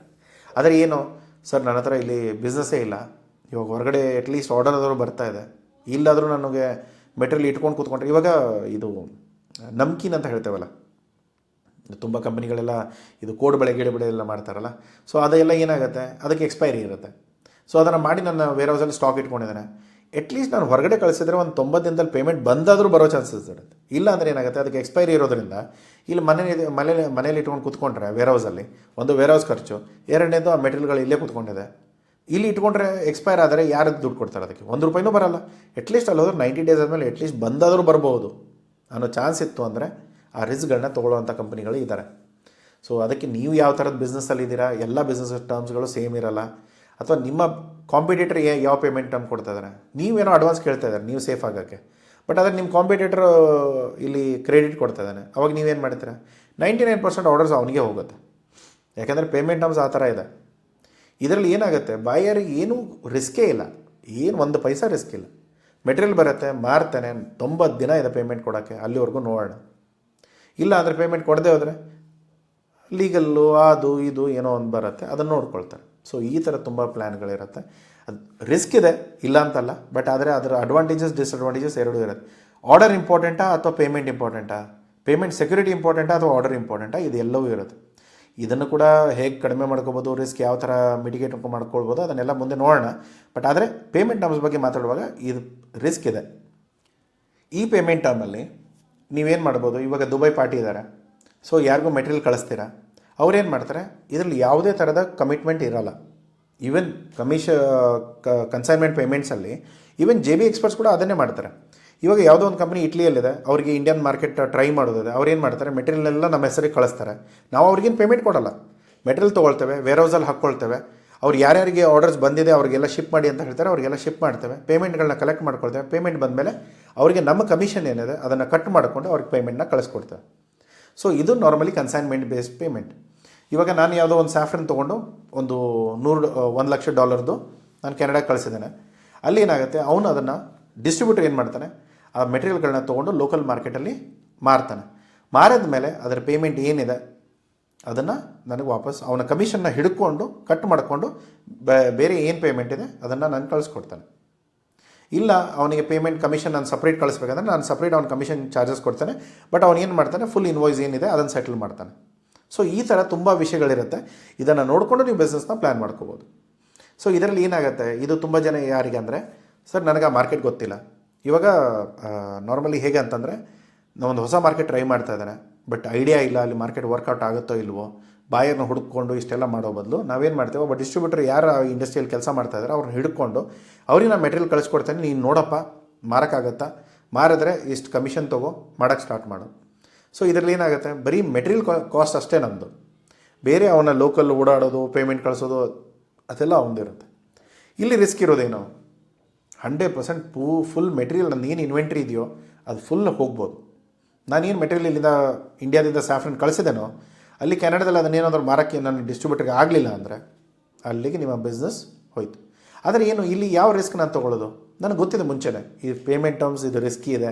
ಇಲ್ಲಿ ನಾನು ಕಳಿಸೋದು ಯಾವುದು, ಬರೀ ಸಣ್ಣ ಕ್ವಾಂಟಿಟಿ. ಸರ್ ಆಯಿತು ಇದು ಟ್ರೈ ಮಾಡೋಣ, ಆದರೆ ಆಯಿತು ಇಲ್ಲಾಂದರೆ ಇಲ್ಲ. ಸೊ ಆ ಥರದ್ದು ಯಾವ ಪ್ರಾಡಕ್ಟ್ಗಳು ಅಥವಾ ಇದನ್ನೇನು ಫುಲ್ ಕಂಟೈನರ್ ಮಾಡಬೇಕಂತ ಏನಿಲ್ಲ, ಚಿಕ್ಕ ಕಂಟೈನರ್ ಅಥವಾ ಲೆಸ್ ದೆನ್ ಕಂಟೈನರ್ ಲೋಡ್ಸಲ್ಲಿ ಬರೀ ಏರ್ ಶಿಪ್ಮೆಂಟ್ ಮಾಡಿಕೊಂಡು ಕೂಡ ನಾನು ಚೆಕ್ ಮಾಡ್ಬೋದು. ಟ್ರೈ ಮಾಡಿ, ಮಾರ್ಕೆಟಲ್ಲಿ ವರ್ಕೌಟ್ ಆದರೆ ಸರಿ, ಇಲ್ಲ ಅಂದರೆ ಅದು ಮೆಟೀರಿಯಲ್ ಹೋಯ್ತು ಅಷ್ಟೇ. ಒಂಥರ ಡೆಮೋ ಪೀಸ್ ಕೊಡ್ತೇವಲ್ಲ ಮಾರ್ಕೆಟಲ್ಲಿ, ಇದು ಈ ಮಾಲ್ಸ್ಗಳೆಲ್ಲ ಡೆಮೋ ಪೀಸ್ ಕೊಡ್ತಾರೆ, ಟ್ರೈ ಮಾಡಿ ಅಂತ. ಆದರೆ ಟ್ರೈ ಮಾಡೋದ್ರಿಂದ ಅವ್ರಿಗೇನು ದುಡ್ಡು ಸಿಗೋಲ್ಲ, ಬಟ್ ಅದರೇನು ಮಾರ್ಕೆಟಿಂಗ್ ಆಗುತ್ತೆ, ಆ ಬ್ರ್ಯಾಂಡ್ ಡೆವಲಪ್ಮೆಂಟ್ ಆಗುತ್ತೆ. ಅಲ್ಲಿ ಜನ ಏನು ಅಂದ್ಕೊಳ್ತಾ ಇದ್ದಾರೆ, ಸೇರ್ತಾ ಇಲ್ವಾ, ಅವ್ರಿಗೆ ಬೇಕಾಯ್ತಾ ಇಲ್ವಾ, ಈ ಪ್ರತಿಯೊಂದು ನಿಮ್ಗೆ ಗೊತ್ತಾಗುತ್ತೆ. ಅದನ್ನು ಟ್ರೈ ಮಾಡೋಕ್ಕೆ ಇವಾಗ ನೋಡಿ, ನೀರು ಬಿಸಿ ಆಗಿದೆಯಾ ಅಥವಾ ತಣ್ಣಗಿದೆಯಾ ಅಂತ ನೋಡೋಕ್ಕೆ ನೀವು ಬರೀ ಬಟ್ಟೆ ಹಾಕಿಬಿಟ್ಟು ನೋಡಿದ್ರೆ ಸಾಕಾಗುತ್ತೆ. ಫುಲ್ ಕೈ ಹಾಕಿ ನೀವು ಜಂಪ್ ಮಾಡೋ ಅವಶ್ಯಕತೆ ಇಲ್ಲ. ಸೊ ಫುಲ್ ಮೈ ಸುಟ್ಕೊಳ್ಳೋ ಬದಲು ನೀವೇನು ಮಾಡಿ, ಒಂದು ಸ್ವಲ್ಪ ಉಗುರು ನೀರು ಬೆಚ್ಚಗಿದೆಯಲ್ಲೋ ಅಂತ ನೋಡೋಕ್ಕೆ ಬರೀ ಉಗುರು ಹಾಕಿದ್ರೆ ಸಾಕಾಗತ್ತೆ, ಅಷ್ಟು ಗೊತ್ತಾಗುತ್ತೆ. ಅದು ನೋಡಿಕೊಂಡು ಓಕೆ ಸರಿ, ಈ ಮಾರ್ಕೆಟ್ ಈ ಥರ ಇದೆ, ಇಲ್ಲಿ ನನ್ನ ಪ್ರಾಫಿಟ್ ಇದೆ ಅಥವಾ ಇಲ್ಲಿ ನನ್ನ ಪ್ರಾಫಿಟ್ ಇಲ್ಲ, ಇಲ್ಲಿ ಬಿಸ್ನೆಸ್ ನನಗೆ ಬೆಳೆಯಲ್ಲ, ಇದು ನನ್ನ ಬಿಸ್ನೆಸ್ ವರ್ಕೌಟ್ ಆಗುತ್ತೋ ಇಲ್ಲ ಅನ್ನೋದನ್ನು ನೋಡೋಣ, ಇವಾಗ ಸದ್ಯಕ್ಕೆ ಬೇಡ. ಇದು ಪ್ರತಿಯೊಂದೂ ನೀವು ಕನ್ಸೈನ್ಮೆಂಟ್ ಬೇಸ್ ಪೇಮೆಂಟ್ ಟರ್ಮ್ಸಲ್ಲಿ ನೀವು ಡಿಸೈಡ್ ಮಾಡ್ಬೋದು. ಯಾಕೆ, ಇಲ್ಲಿ ನಿಮಗೆ ಮುಂಚೆನೇ ಗೊತ್ತಿದೆ ಡಿಸ್ಟ್ರಿಬ್ಯೂಟರ್ ನಿಮ್ಗೆ ದುಡ್ಡು ಕೊಡ್ಬೋದು, ಕೊಡದೇ ಇರ್ಬೋದು. ಅವ್ನು ಡಿಸ್ಟ್ರಿಬ್ಯೂಟರ್ ಒಳ್ಳೆಯವನ ಕೆಟ್ಟವನ ಆದಮೇಲೆ ಅದರ ಮೇಲೆ ಇನ್ನೊಂದು ಏನು ಹೆಲ್ಪ್ ಆಗುತ್ತೆ ಅಂದರೆ, ಹೊಸ ಮಾರ್ಕೆಟ್ಗಳಿಗೆ ಅಥವಾ ಹೊಸ ಇದಕ್ಕೆ ನಿಮಗೊಂದು ಕಾಲಿಡಕ್ಕೆ ಒಂದು ಆಪ್ಷನ್ ಸಿಗುತ್ತೆ. ಹೊಸ ಮಾರ್ಕೆಟ್ ಟ್ರೈ ಮಾಡಿ, ಅಲ್ಲಿ ನಿಮ್ಮ ಪ್ರಾಡಕ್ಟ್ ಕ್ಲಿಕ್ ಆಯಿತಾ, ಓಕೆ ವೆಲ್ ಆ್ಯಂಡ್ ಗುಡ್, ಇಲ್ಲ ಅಂದರೆ ಕಷ್ಟ ಇರುತ್ತೆ. ಸೊ ನಿಮಗೆ ಯಾವುದೇ ಈ ಥರದ ಬಿಸ್ನೆಸ್ಗಳನ್ನ ಟ್ರೈ ಮಾಡೋದಿದ್ರೆ ದಯಮಾಡಿ ನಮ್ಮ ಟೀಮ್ನ ಕಾಂಟ್ಯಾಕ್ಟ್ ಮಾಡಿ. ನಮ್ಮ ಹತ್ರ ಬೇಕಾದಷ್ಟು ಡಿಸ್ಟ್ರಿಬ್ಯೂಟರ್ ಆಪ್ಷನ್ಸ್ ಇದೆ, ನೀವು ಯಾವುದರಲ್ಲೂ ಪಾರ್ಟ್ನರ್ಶಿಪ್ ಮಾಡಿಕೊಂಡು ಅದನ್ನು ಮುಂದೆ ಕನ್ಸೈನ್ಮೆಂಟ್ ಮೂವ್ ಮಾಡ್ಬೋದು. ಸೊ ಇಲ್ಲಿ ಯಾವುದೇ ಬಾಯರ್ ಅಫ್ರಂಟ್ ಏನೂ ಇನ್ವೆಂಟ್ರಿ ತೊಗೊಳ್ತಾ ಇಲ್ಲ, ಮೆಟೀರಿಯಲೇ ತೊಗೊಳ್ತಾ ಇಲ್ಲ. ಇಲ್ಲಿ ಏನಿದ್ರು ಡಿಸ್ಟ್ರಿಬ್ಯೂಟರ್ ತೊಗೊಳ್ತಾ ಇದ್ದಾನೆ, ಡಿಸ್ಟ್ರಿಬ್ಯೂಟರ್ ಅವನ ಸರ್ಕಲಲ್ಲಿ ಯಾರ್ಯಾರಿಗೆ ಮಾರ್ಬೋದು ಅವ್ನು ಮಾರ್ತಾನೆ, ಅಲ್ಲಿ ಏನು ಇನ್ಪುಟ್ ಸಿಗುತ್ತೋ ಅದನ್ನು ನೋಡ್ಕೊಂಡು ಪ್ಲ್ಯಾನ್ ಮಾಡ್ಬೋದು. ಸೊ ಇದೊಂದು ಆಪ್ಷನ್ ನೀವು ಕನ್ಸಿಡರ್ ಮಾಡ್ಬೋದು. ಬ್ಯಾಂಕ್ ಗ್ಯಾರಂಟಿ, ಇವಾಗ ಸರ್ ಎಲ್ ಸಿ ಬಗ್ಗೆ ಆಲ್ರೆಡಿ ಹೇಳಿದ್ದೀರಾ, ಇವಾಗ ಬ್ಯಾಂಕ್ ಗ್ಯಾರಂಟಿ ಅಂದರೆ ಅದು ಕೂಡ ಬ್ಯಾಂಕ್ ಗ್ಯಾರಂಟಿ ತಾನೇ ಅಲ್ಲ. ಎಲ್ ಸಿಯಲ್ಲಿ ಏನಾಗುತ್ತೆ, ಅವ್ನು ಬರೀ ನಿಮ್ಮ ಪೇಮೆಂಟ್ಗಳನ್ನ ಇಟ್ಕೊಂಡಿರ್ತಾನೆ, ನೀವು ಪೇಪರ್ಸ್ ಕೊಟ್ಟ ತಕ್ಷಣ ನಿಮಗೆ ಪೇಮೆಂಟ್ ಕೊಡ್ತಾನೆ. ನೀವು ಪೇಪರ್ಸ್ ಏನಾದರೂ ಸರಿಯಾಗಿ ಕೊಟ್ಟಿಲ್ಲ ಅಂದರೆ ನಿಮಗೆ ಪೇಮೆಂಟ್ ಬರಲ್ಲ, ರೈಟ್. ಇಲ್ಲೇನಾಗುತ್ತೆ, ಬ್ಯಾಂಕ್ ಗ್ಯಾರಂಟಿ ಅಂದರೆ ಇವಾಗ ನೀವಾಗಿರ್ಬೋದು ಅಥವಾ ನಿಮ್ಮ ಬಾಯರ್ ಆಗಿರ್ಬೋದು, ಈ ವಿಷಯದಲ್ಲಿ ಏನಾಗುತ್ತೆ, ನಿಮ್ಮ ಬಾಯರ್ ದುಡ್ಡು ಕೊಡಲಿಲ್ಲ, ಆವಾಗ ಬ್ಯಾಂಕ್ ನಿಮಗೆ ದುಡ್ಡು ಕೊಡುತ್ತೆ. ಅಥವಾ ನೀವೇನಾದರೂ ಮೆಟೀರಿಯಲ್ಗಳನ್ನ ಫುಲ್ಫಿಲ್ ಮಾಡಿಲ್ಲ ಅಥವಾ ನೀವು ಅವನಿಗೆ ಮೆಟೀರಿಯಲೇ ಕಳಿಸ್ಲಿಲ್ಲ, ಅವಾಗ ಏನು ಮಾಡ್ತಾರೆ, ಈ ಬಾಯರ್ ದುಡ್ಡು ಏನು ನಿಮಗೆ ಕೊಟ್ಟಿದ್ದಾನೆ ಆ್ಯಸ್ ಅಡ್ವಾನ್ಸ್ ಅದನ್ನು ಅವನಿಗೆ ವಾಪಸ್ ಕೊಡ್ತಾರೆ. ಸೊ ಇದಕ್ಕೆ ನಾವು ಬ್ಯಾಂಕ್ ಗ್ಯಾರಂಟಿ ಅಂತ ಹೇಳ್ತೇವೆ. ಸೊ ಜೆ ಬಿ ಎಕ್ಸ್ಪರ್ಟ್ಸ್ ಏನು ಮಾಡ್ತೇವೆ, ಒಂದು ಸೈನ್ ಮಾಡ್ತೇವೆ ಅಗ್ರಿಮೆಂಟು, ಅದರಲ್ಲಿ ಒಂದು $2,00,000 ಎಕ್ಸ್ಪೋರ್ಟ್ ಮಾಡಬೇಕು ಸ್ಪೈಸಸ್ಸು, ಅದು ನೆದರ್ಲ್ಯಾಂಡ್ ಬಾಯರ್ಗೆ. ಓಕೆ, ಸೊ ಇವಾಗ ಏನಾಗುತ್ತೆ, ನಾನೇನು ಮಾಡ್ತೇನೆ, ಪರ್ಫಾರ್ಮೆನ್ಸ್ ಬ್ಯಾಂಕ್ ಗ್ಯಾರಂಟಿ ತೊಗೊಳ್ತೇನೆ. ಅದನ್ನು ನಾನು ಏನು ಮಾಡ್ತೇನೆ, ಬಾಯರಿಗೆ ಹೇಳ್ತೇನೆ, ನನ್ನ ಹತ್ರ ಬ್ಯಾಂಕ್ ಗ್ಯಾರಂಟಿ ಇದೆ, ನೀವು ನನ್ನ ಪೇಮೆಂಟ್ ಕೊಡಿ, ನೀವು ಬ್ಯಾಂಕ್ ಗ್ಯಾರಂಟಿ ತೊಗೊಳ್ಳಿ, ನಾನು ಮೆಟೀರಿಯಲ್ ರೆಡಿ ಮಾಡಿ ಕೊಡ್ತೇನೆ. ಐಡಿಯಲ್ ಸಿಚುವೇಷನ್ ಏನು, ನಾನು ಒಂದು ವೇಳೆ ಡೆಲಿವರಿ ಮಾಡೋಕ್ಕೆ ಆಗಲಿಲ್ಲ ಅಥವಾ ನಾನು ಮೆಟೀರಿಯಲೇ ಕಳಿಸ್ಲಿಲ್ಲ, ಅವನಿಗೆ ಏನೋ ಆಯಿತು, ಸ್ಪೈಸಸಲ್ಲಿ ಏನೋ ಪ್ರಾಬ್ಲಮ್ ಆಯಿತು, ಕಂಟೈನರ್ಗಳು ಸರಿ ಆಗಲಿಲ್ಲ, ಅಥವಾ ನಾನು ಕಳಿಸಿರುವಾಗ ಕ್ವಾಲಿಟಿ ಏನೋ ಹೆಚ್ಚು ಕಡಿಮೆ ಆಯಿತು, ಅದು ಏನೋ ಆಗಿ ನನ್ನ ಮೆಟೀರಿಯಲ್ಗಳು ಅವನಿಗೆ ಇಷ್ಟನೇ ಆಗಲಿಲ್ಲ ಅಥವಾ ಅದೇನೋ ಇಶ್ಯೂ ಆಯಿತು, ನಾನು ಕಳಿಸ್ಲೇ ಇಲ್ಲ. ಸೊ ಹಾಗಿದ್ದಾಗ ಏನಾಗುತ್ತೆ, ನಾನು ಯಾರ ಹತ್ರ ಬ್ಯಾಂಕ್ ಗ್ಯಾರಂಟಿ ತೊಗೊಂಡಿದ್ದೇನೋ ಅವ್ರು ಹೋಗಿ ಈ ನೆದರ್ಲ್ಯಾಂಡ್ ಬಾಯರ್ಗೆ ಅವ್ರ ದುಡ್ಡು ನನಗೇನು ಕೊಟ್ಟಿದ್ರೋ ಅದನ್ನು ಅವ್ರಿಗೆ ವಾಪಸ್ ಕೊಡ್ತಾರೆ. ಸೊ ಅವಾಗ ಏನಾಗುತ್ತೆ, ಇವರೇ ನಾರ್ಮಲಿ ಇವ್ರು ಎಲ್ಲಿಂದ ರಿಕವರ್ ಮಾಡೋದು, ನಾಳೆ ಇವರೇ ಬ್ಯಾಂಕ್ ಗ್ಯಾರಂಟಿ ತಾನೇ ನನಗೆ ಕೊಟ್ಟಿರೋದು, ಇವ್ರು ನನ್ನ ಹತ್ರ ವಸೂಲಿ ಮಾಡೋಕ್ಕೆ ಬರ್ತಾರೆ. ಸೊ ಐಡಿಯಲ್ ಸಿಚುವೇಷನ್ ಏನು, ಇಲ್ಲಿ ಬಾಯರ್ನಾದರೂ ಪ್ರೊಟೆಕ್ಟ್ ಮಾಡ್ಬೋದು ಅಥವಾ ನಿಮ್ಮನ್ನಾದರೂ ನೀವು ಪ್ರೊಟೆಕ್ಟ್ ಮಾಡ್ಕೊಳ್ಬೋದು.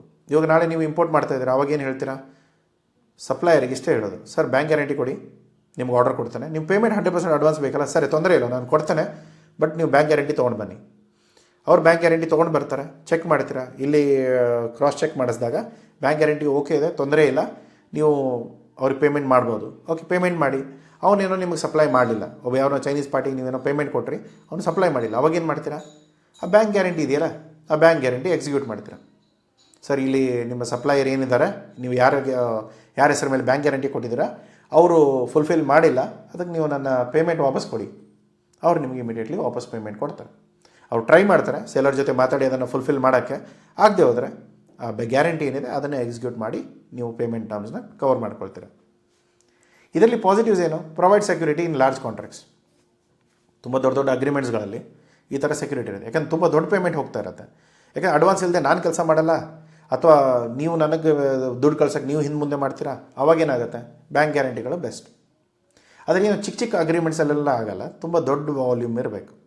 ಓಕೆ, ಆಮೇಲೆ ಇನ್ನೊಂದು ಏನಂದರೆ ಬಾಯರ್ ಸೆಲ್ಲರ್ದು ಇಬ್ಬರದು ರಿಸ್ಕ್ಗಳು ಕವರ್ ಆದಾಗ ನನಗೇನೋ ಬಾಯರ್ ಓಡೋಗ್ಬೋದು, ಬಾಯರ್ಗೇನೋ ಇವನು ದುಡ್ಡು ತೊಗೊಂಡ್ಮೇಲೆ ಇವನು ಓಡೋಗ್ಬೋದು. ಸೊ ಎರಡೂ ಸಿಚುವೇಷನಲ್ಲಿ ಏನಾಗ್ಬಿಡುತ್ತೆ, ಈ ಬ್ಯಾಂಕ್ ಗ್ಯಾರಂಟಿಗಳು, ನಾನು ಬಾಯರಿಗೆ ಬ್ಯಾಂಕ್ ಗ್ಯಾರಂಟಿ ಕೇಳ್ತೇನೆ, ಬಾಯರ್ ನನಗೆ ಬ್ಯಾಂಕ್ ಗ್ಯಾರಂಟಿ ಕೇಳ್ತಾರೆ, ಇಬ್ಬರು ಬ್ಯಾಂಕ್ ಗ್ಯಾರಂಟಿ ಕನ್ಫರ್ಮ್ ಆಗುತ್ತೆ, ಎಲ್ಲೋದ್ರೂ ಕೂಡ ನಮಗೆ ಲಾಸ್ಗಳು ಕವರ್ ಆಗುತ್ತೆ. ಸೊ ಇದರಲ್ಲೇನೋ ತುಂಬ ಬ್ಯಾಂಕ್ ಚಾರ್ಜಸ್ ಇದ್ದೇ ಇರುತ್ತೆ, ಯಾಕಂದ್ರೆ ತುಂಬ ರಿಸ್ಕ್ ಅವ್ರು ತೊಗೊಳ್ತಾ ಇದ್ದಾರೆ, ಅವ್ರು ಏನಾದರೂ ಗಳಿಸ್ಬೇಕಲ್ಲ ಅದರಲ್ಲಿ, ಆಬ್ವಿಯಸ್ಲಿ ಅವರ ಚಾರ್ಜಸ್ಗಳನ್ನ ಹಾಕ್ತಾರೆ. ಅದರ ಜೊತೆಗೆ ಈ ಕಂಪ್ಲೈನ್ಸಸ್ ಅಗ್ರಿಮೆಂಟ್ಸ್ ಏನಿರುತ್ತಲ್ಲ ಅದರಲ್ಲೂ ಕೂಡ ಬ್ಯಾಂಕ್ಗಳು ಇನ್ವಾಲ್ವ್ ಆಗ್ತಾರೆ.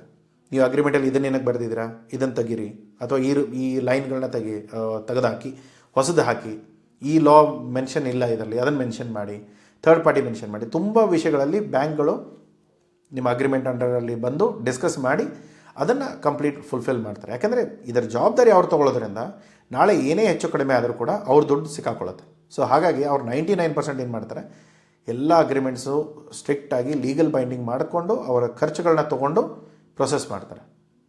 ಇವಾಗ ಬ್ಯಾಂಕ್ ಗ್ಯಾರಂಟಿ ದುಡ್ಡು ಯಾರು ಕೊಡ್ತಾರೆ? ನಿಮ್ಮ ಬ್ಯಾಂಕ್ ಗ್ಯಾರಂಟಿ ಇದ್ದರೆ ನೀವು ದುಡ್ಡು ಕೊಡ್ತೀರಾ, ಅವನ ಬ್ಯಾಂಕ್ ಗ್ಯಾರಂಟಿ ಇದ್ದರೆ ಅವನು ದುಡ್ಡು ಕೊಡ್ತಾನೆ. ಫ್ಯಾಕ್ಟ್ರಿಂಗ್. ಸೊ ಫ್ಯಾಕ್ಟ್ರಿಂಗ್ ಪೇಮೆಂಟ್ ಟರ್ಮ್ಸಲ್ಲಿ ಏನಾಗುತ್ತೆ? ಸೊ ಇದರಲ್ಲಿ ಏನಂತಂದರೆ ನಾನೇನು ಮಾಡ್ತೇನೆ, ಇವಾಗ ನಾನು ಯಾರಿಗೋ ಮೆಟೀರಿಯಲ್ನ ಸಪ್ಲೈ ಮಾಡಿದ್ದೇನೆ. ಸೊ ಫಾರ್ ಎಕ್ಸಾಂಪಲ್ ಇಲ್ಲಿ ನಾನು ಯಾರಿಗೋ ಫೆನುಗ್ರಿಕ್ ಸೀಡ್ಸ್ನ ನಾನು ಎಕ್ಸ್ಪೋರ್ಟ್ ಮಾಡ್ತೇನೆ US ಬಾಯರ್ಗೆ. ಅವನಿಗೆ ಏನು ಹೇಳ್ತೇನೆ, ಸರ್ 90 ಡೇಸ್ ನಿಮಗೆ ಕ್ರೆಡಿಟ್ ಕೊಡ್ತಾ ಇದ್ದಾನೆ. ಓಕೆ, ಯಾಕಂದ್ರೆ ನನಗೆ ಆರ್ಡರ್ ಬೇಕಾಗಿತ್ತು, ಇಲ್ಲಾಂದರೆ ನನ್ನ ಹತ್ರ ಬೇರೆ ಆಪ್ಷನ್ ಇರಲಿಲ್ಲ, ಆಯಿತು ಅಂತ ಹೇಳಿ ನಾನೇನು ಮಾಡ್ತೇನೆ, ನಾನೇನು ಮಾಡ್ತೇನೆ $80,000 ಅವನಿಗೆ 90 ಡೇಸಿಗೆ ಕ್ರೆಡಿಟ್ ಕೊಡ್ತೇನೆ. ಆದರೆ ಇವಾಗ ನನಗೆ ಇಮಿಡಿಯೇಟ್ ನೆಕ್ಸ್ಟ್ ಆರ್ಡರ್ ಬಂದಿದೆ, ಇವಾಗ ನಾನು ಅದನ್ನು ಕೂಡ ರೆಡಿ ಮಾಡ್ಕೋಬೇಕು. ಇವಾಗ US ಆರ್ಡರ್ ಆಯಿತು, UK ಆರ್ಡರ್ ಬಂದಿದೆ, ಇವಾಗ ನಾನು ಹೇಗೆ ಮಾಡೋದು? ನನ್ನ ಹತ್ರ ಇಷ್ಟು ದುಡ್ಡೇ ಇಲ್ಲ. ಇವಾಗ $80,000 ಆಲ್ರೆಡಿ ನಾನು ಕ್ರೆಡಿಟಲ್ಲಿ ಕೊಟ್ಟಿದ್ದೇನೆ, ನಾನೇನು ಮಾಡೋದು? ಇವಾಗ ನನ್ನ ದುಡ್ಡಿಲ್ಲ. ಇವಾಗ ಮತ್ತೆ ಬ್ಯಾಂಕಿಗೆ ತೊಗೊಳಕ್ಕೆ ಹೋದರೆ ಅವ್ನು 18-19% ಇಂಟ್ರೆಸ್ಟ್ ಕೇಳ್ತಾನೆ, ಮುಂದೆ ನನ್ನ ಕತೆ. ಸೊ ಅವಾಗೇನು ಮಾಡ್ತೇವೆ, ನಾನು ಇದನ್ನು ಹೋಗ್ಬಿಟ್ಟು ಒಂದು ಕಂಪ್ನಿ ಇರುತ್ತೆ, ಫ್ಯಾಕ್ಟ್ರಿಂಗ್ ಕಂಪ್ನೀಸ್ ಅಂತ ಹೇಳ್ತೇವೆ. ಸೊ ಅವ್ರಿಗೆ ಹೋಗ್ಬಿಟ್ಟು ಇದನ್ನು ಅಡ ಇಡ್ತೇವೆ. ಸೊ ಇವಾಗ ನೀವು ದುಡ್ಡು ಬೇಕಾದಾಗ ಏನು ಮಾಡ್ತೀರಾ, ನಿಮ್ಮ ಹತ್ರ ಬಂಗಾರ ಬೆಳ್ಳಿ ಇರ್ಬೋದು, ಅದನ್ನು ಹೋಗಿ ನೀವು ಮಾರ್ಗೇಜ್ ಮಾಡ್ತೀರಾ, ಅದರಲ್ಲಿ ಅಗೇನೆಸ್ಟ್ ದುಡ್ಡು ಎತ್ಕೊಳ್ತೀರಿ. ಸೊ ಇಲ್ಲಿ ನೀವು ಅಡ ಇಡೋದೇನೋ ನಿಮ್ಮ ಇನ್ವಾಯ್ಸ್ಗಳನ್ನ, ಅನ್ಪೇಯ್ಡ್ ಇನ್ವಾಯ್ಸ್. ಇವಾಗ ತುಂಬ ಇಂಟೆಲಿಜೆಂಟ್ ಆಗಬೇಡಿ, ಇದರಲ್ಲಿ ಏನಾಗಿಬಿಡುತ್ತೆ, ತುಂಬ ಸರಿ ಪೇಯ್ಡ್ ಆಗಿರುತ್ತೆ ಇನ್ವಾಯ್ಸ್ಗಳು, ದುಡ್ಡು ಬಂದಿರುತ್ತೆ, ಅದನ್ನು ಹೋಗಿ ಅಡ ಇಡುವಂಥ ಜನನೂ ಇದ್ದಾರೆ. ಸೊ ಅದನ್ನೆಲ್ಲ ಚೆಕ್ ಮಾಡ್ತಾರೆ, ಲೀಗಾಲಿಟೀಸ್ ಎಲ್ಲ ಚೆಕ್ ಮಾಡಿಕೊಂಡು ಪ್ಲ್ಯಾನ್ ಮಾಡ್ತಾರೆ. ಸೊ ಆ ಥರದ್ದೆಲ್ಲ ಮಾಡೋಕ್ಕೆ ಹೋಗಬೇಡಿ. ಸೊ ಇವಾಗ ಏನು, ಯಾವುದು ಅನ್ಪೇಯ್ಡ್ ಇದೆ, ಯಾರಿಗೆ ನೀವು ಮೊನ್ನೆ ಇನ್ವಾಯ್ಸ್ಗಳನ್ನ ಕಳಿಸಿದ್ರೆ ಪೇಮೆಂಟ್ ಇನ್ನೂ ಬಂದಿಲ್ಲ, ಅಥವಾ 10-20 ಡೇಸ್ ಆಗಿದೆ, 30 ಡೇಸ್ ಆಗಿದೆ, 50 ಡೇಸ್ ಆಗಿದೆ, ಅದರ ಡಾಕ್ಯುಮೆಂಟ್ಸ್ ಎಲ್ಲ ನಿಮ್ಮ ಹತ್ರ ಇದೆ, ಅದನ್ನು ಹೋಗಿ ಈ ಫ್ಯಾಕ್ಟ್ರಿಂಗ್ ಕಂಪ್ನೀಸ್ಗಳು ತುಂಬ ಇದೆ, ಅವ್ರಿಗೆ ಹೋಗಿ ಕೊಟ್ಟರೆ ಅವರೆಲ್ಲ ಚೆಕ್ ಮಾಡಿಕೊಂಡು ಬಾಯರ್ ಕ್ರೆಡಿಬಿಲಿಟಿನ ಚೆಕ್ ಮಾಡಿಕೊಂಡು ನಿಮ್ಗೊಂದು 5% ಡಿಸ್ಕೌಂಟ್ ಮಾಡಿ ನಿಮ್ಗೆ ಉಳಿರೋ ಪೇಮೆಂಟ್ $76,000 ಏನಿದೆ ಅದನ್ನು ಕೊಡ್ತಾರೆ. ನೀವು ನೆಕ್ಸ್ಟ್ ಆರ್ಡರ್ಗೆ ನಿಮಗೆ ದುಡ್ಡು ಕಡಿಮೆ ಇರೋಲ್ಲ, ನೀವು ಆಟೋಮೆಟಿಕ್ಲಿ ಸ್ಟಾರ್ಟ್ ಮಾಡ್ಬೋದು. ಸೊ ಇವಾಗ ಏನಂತಂದರೆ ನಾವು ಕ್ರೆಡಿಟ್ ಕೊಟ್ಟರೂ ಚಿಂತೆ ಇಲ್ಲ, ಆದರೆ ಏನು ಆ ಇನ್ವಾಯ್ಸ್ಗಳನ್ನ ಬೇರೆದವ್ರಿಗೆ ಹೋಗಿ ಮಾರ್ಕೊಂಡು ಒಂದು 5% ಕಡಿಮೆ ತೊಗೊಂಡು ಬರ್ತಾರೆ. ಇದು 5% ಕೊಡುವಾಗ ಇವಾಗ ನನಗೆ ಇದರಲ್ಲಿ ಏನಿದೆ, ನನಗೆ 20% ಲಾಭ ಇದೆ, ಆದರೆ ಇನ್ನೊಂದು ಹೊಸ ಆರ್ಡ್ರಲ್ಲೂ ಕೂಡ ನನಗೆ 20% ಲಾಭ ಇದೆ. ಆವಾಗ ನನಗಿದು 5% ತುಂಬ ದೊಡ್ಡದು ಅನ್ಸಲ್ಲ. ನಾನೇನು ಮಾಡ್ತೇನೆ, 5% ಹೋದರೆ ಹೋಯಿತು, ಡಿಸ್ಕೌಂಟ್ ಮಾಡಿಸ್ಕೊ, ಈ ಇನ್ವಾಯ್ಸ್ಗಳನ್ನ ಅಟ್ಲೀಸ್ಟ್ ದುಡ್ಡು ಅಕೌಂಟಿಗೆ ಬರುತ್ತೆ, ಇಮಿಡಿಯೇಟ್ಲಿ ನಾನು ಇನ್ನೊಂದು ಪ್ರೊಕ್ಯೂರ್ಮೆಂಟ್ ಸ್ಟಾರ್ಟ್ ಮಾಡ್ಕೊಳ್ತಾನೆ. ಅವಾಗ ನನಗೆ ಯಾವುದೇ ಥರದ ಲಾಸ್ಗಳೇ ಇರಲ್ಲ. ನನಗೇನು ಲಾಭದಲ್ಲೇನೋ ಒಂದು 5% ಅವ್ನಿಗೆ ಕೊಡಬೇಕಾಗುತ್ತೆ, ಆಯ್ತು ತೊಂದರೆ ಇಲ್ಲ, ಬಟ್ ಅಟ್ಲೀಸ್ಟ್ ನನ್ನ ಹತ್ರ ನೆಕ್ಸ್ಟ್ ಆರ್ಡರ್ ಬಂದಿದೆ, ಅದನ್ನು ಫುಲ್ಫಿಲ್ ಮಾಡೋಕ್ಕೆ ನಾನು ರೆಡಿ ಆಗಿಬಿಡ್ತೇನೆ. ಸೊ ಆಟೋಮೆಟಿಕ್ಲಿ ನನಗೆ ಅಲ್ಲಿಂದ ಲಾಭ ಇರುತ್ತೆ.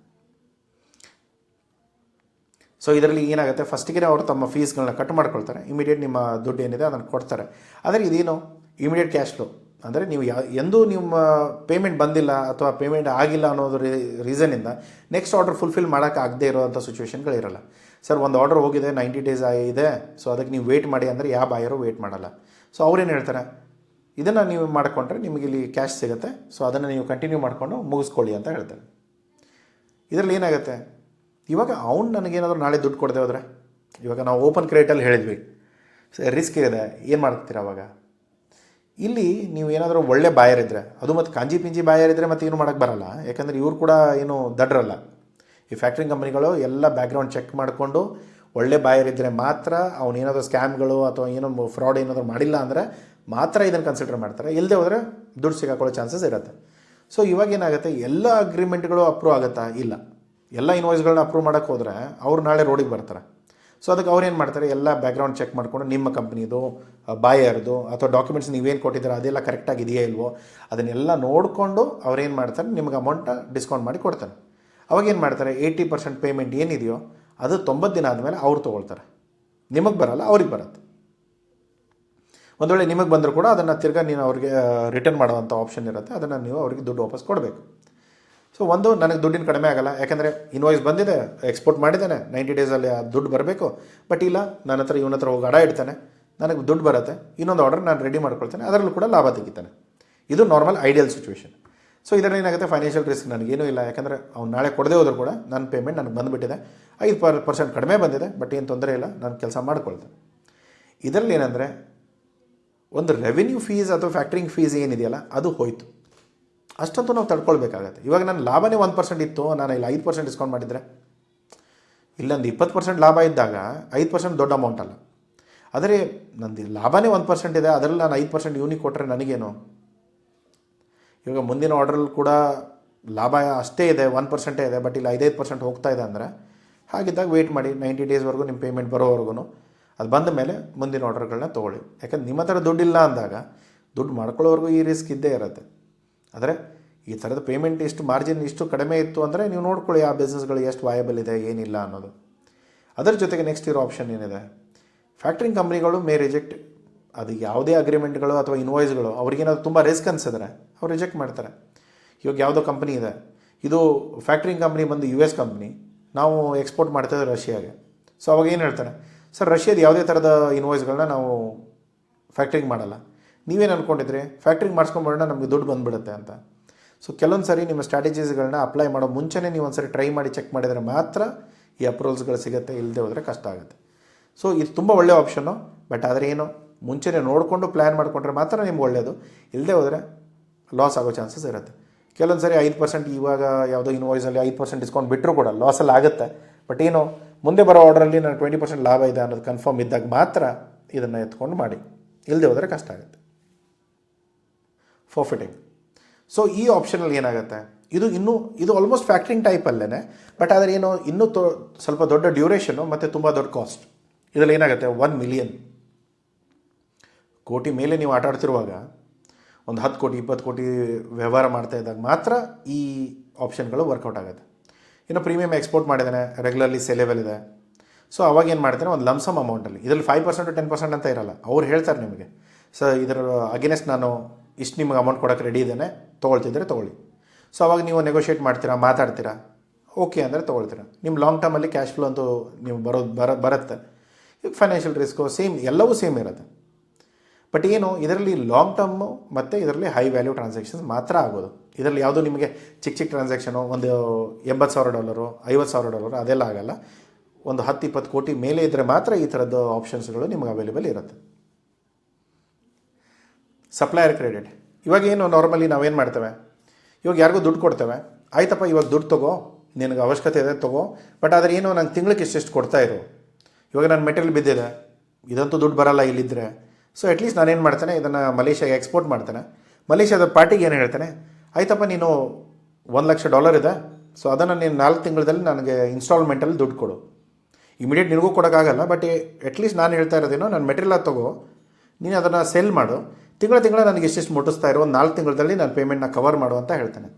ಇದರ ಅಡ್ವಾಂಟೇಜಸ್ ಏನು, ನಿಮ್ಮ ಸೇಲ್ಸ್ ಅಟ್ಲೀಸ್ಟ್ ಪೇಮೆಂಟ್ ಟರ್ಮ್ಸ್ ಕೊಡೋದ್ರಿಂದ ಅಲ್ಲಿ ಏನಾದರೂ ನಿಯತ್ತಾಗಿದ್ದಾನೆ ಮನುಷ್ಯ, ಅವ್ನು ಕೆಲಸ ಮಾಡ್ತಾನೆ, ಅವ್ನ ಬಿಸ್ನೆಸ್ಗಳನ್ನ ತಂದು ಕೊಡ್ತಾನೆ ಅನ್ನೋದಿದ್ದರೆ ಈ ಆಪ್ಷನ್ಗಳು ವರ್ಕೌಟ್ ಆಗುತ್ತೆ. ಇದರಲ್ಲಿ ಹೈ ರಿಸ್ಕ್ ಏನು, ಪೇಮೆಂಟ್ ಬರದೇ ಇರ್ಬೋದು, ಅಥವಾ ಅವನು ಮಾರ್ಕೊಂಡು ಕೂಡ ದುಡ್ಡು ಕೊಡದೇ ಇರ್ಬೋದು. ಈ ಥರದ ರಿಸ್ಕ್ಗಳು ಇರುತ್ತೆ. ಆದರೆ ಇವಾಗ ನೋಡಿ, ಇದೆಲ್ಲ ಪೇಮೆಂಟ್ ಟರ್ಮ್ಸ್ಗಳು ಯಾಕೆ ಈ ಥರದ್ದು ಆಪ್ಷನ್ಸ್ಗಳಿದೆ ಅನ್ನೋದಾದರೆ, ಇವಾಗ ನಮ್ಮ ಸಿಚುವೇಶನ್ ಮ್ಯಾಚ್ ಆಗಬೇಕಲ್ಲ. ಇವಾಗ ನಾವಿರೋ ಸಿಚುವೇಶನ್ ಯಾವುದಿದೆ, ಸರ್ ಮೆಟೀರಿಯಲ್ ಇಷ್ಟೆಲ್ಲ ಪ್ರೊಡ್ಯೂಸ್ ಮಾಡ್ಕೊಂಡು ಕೂತ್ಕೊಂಡಿದ್ದಾನೆ, ನನಗೇನು ಮಾಡೋಕ್ಕೆ ಆಗ್ತಾಯಿಲ್ಲ, ಇಲ್ಲಿ ಡೊಮೆಸ್ಟಿಕಲ್ಲೂ ಆರ್ಡರ್ ಫುಲ್ ಕಡಿಮೆ ಆಗಿಬಿಟ್ಟಿದೆ, ಬೇರೆ US ಅಲ್ಲಾದರೆ ಏನೂ ತೊಗೊಳ್ತಾ ಇಲ್ಲ, ಅಟ್ಲೀಸ್ಟ್ ನನಗೆ ಬೇರೆ ಏನಾದ್ರು ಆಪ್ಷನ್ ಟ್ರೈ ಮಾಡೋಣ ಅಂದರೆ ಮಲೇಷ್ಯಾದ ಬಯರ್ ಇದ್ದಾನೆ, ಬಟ್ ಆದರೆ ಅವನು ಇವಾಗಲೇ ದುಡ್ಡು ಕೊಡಲ್ಲ, ಅವ್ನು ತಿಂಗಳಲ್ಲಿ ಇಷ್ಟಿಷ್ಟು ದುಡ್ಡು ಕೊಡೋಕ್ಕೆ ರೆಡಿ ಇದ್ದಾನೆ, ನೀವು ಹ್ಞೂ ಅಂದರೆ ಮಾಡಿಸೋಣ ಅಂದರೆ ಈ ಥರದ ಪೇಮೆಂಟ್ ಟರ್ಮ್ಸ್ಗಳು ವರ್ಕೌಟ್ ಆಗುತ್ತೆ. ತುಂಬ ಸಾರಿ ತುಂಬ ವ್ಯವಹಾರಗಳಲ್ಲಿ ನೀವು ಇರೋ ಸಿಚುವೇಷನಲ್ಲಿ ಪೇಮೆಂಟ್ ಟರ್ಮ್ಸ್ನ ಚೂಸ್ ಮಾಡ್ಬೋದು.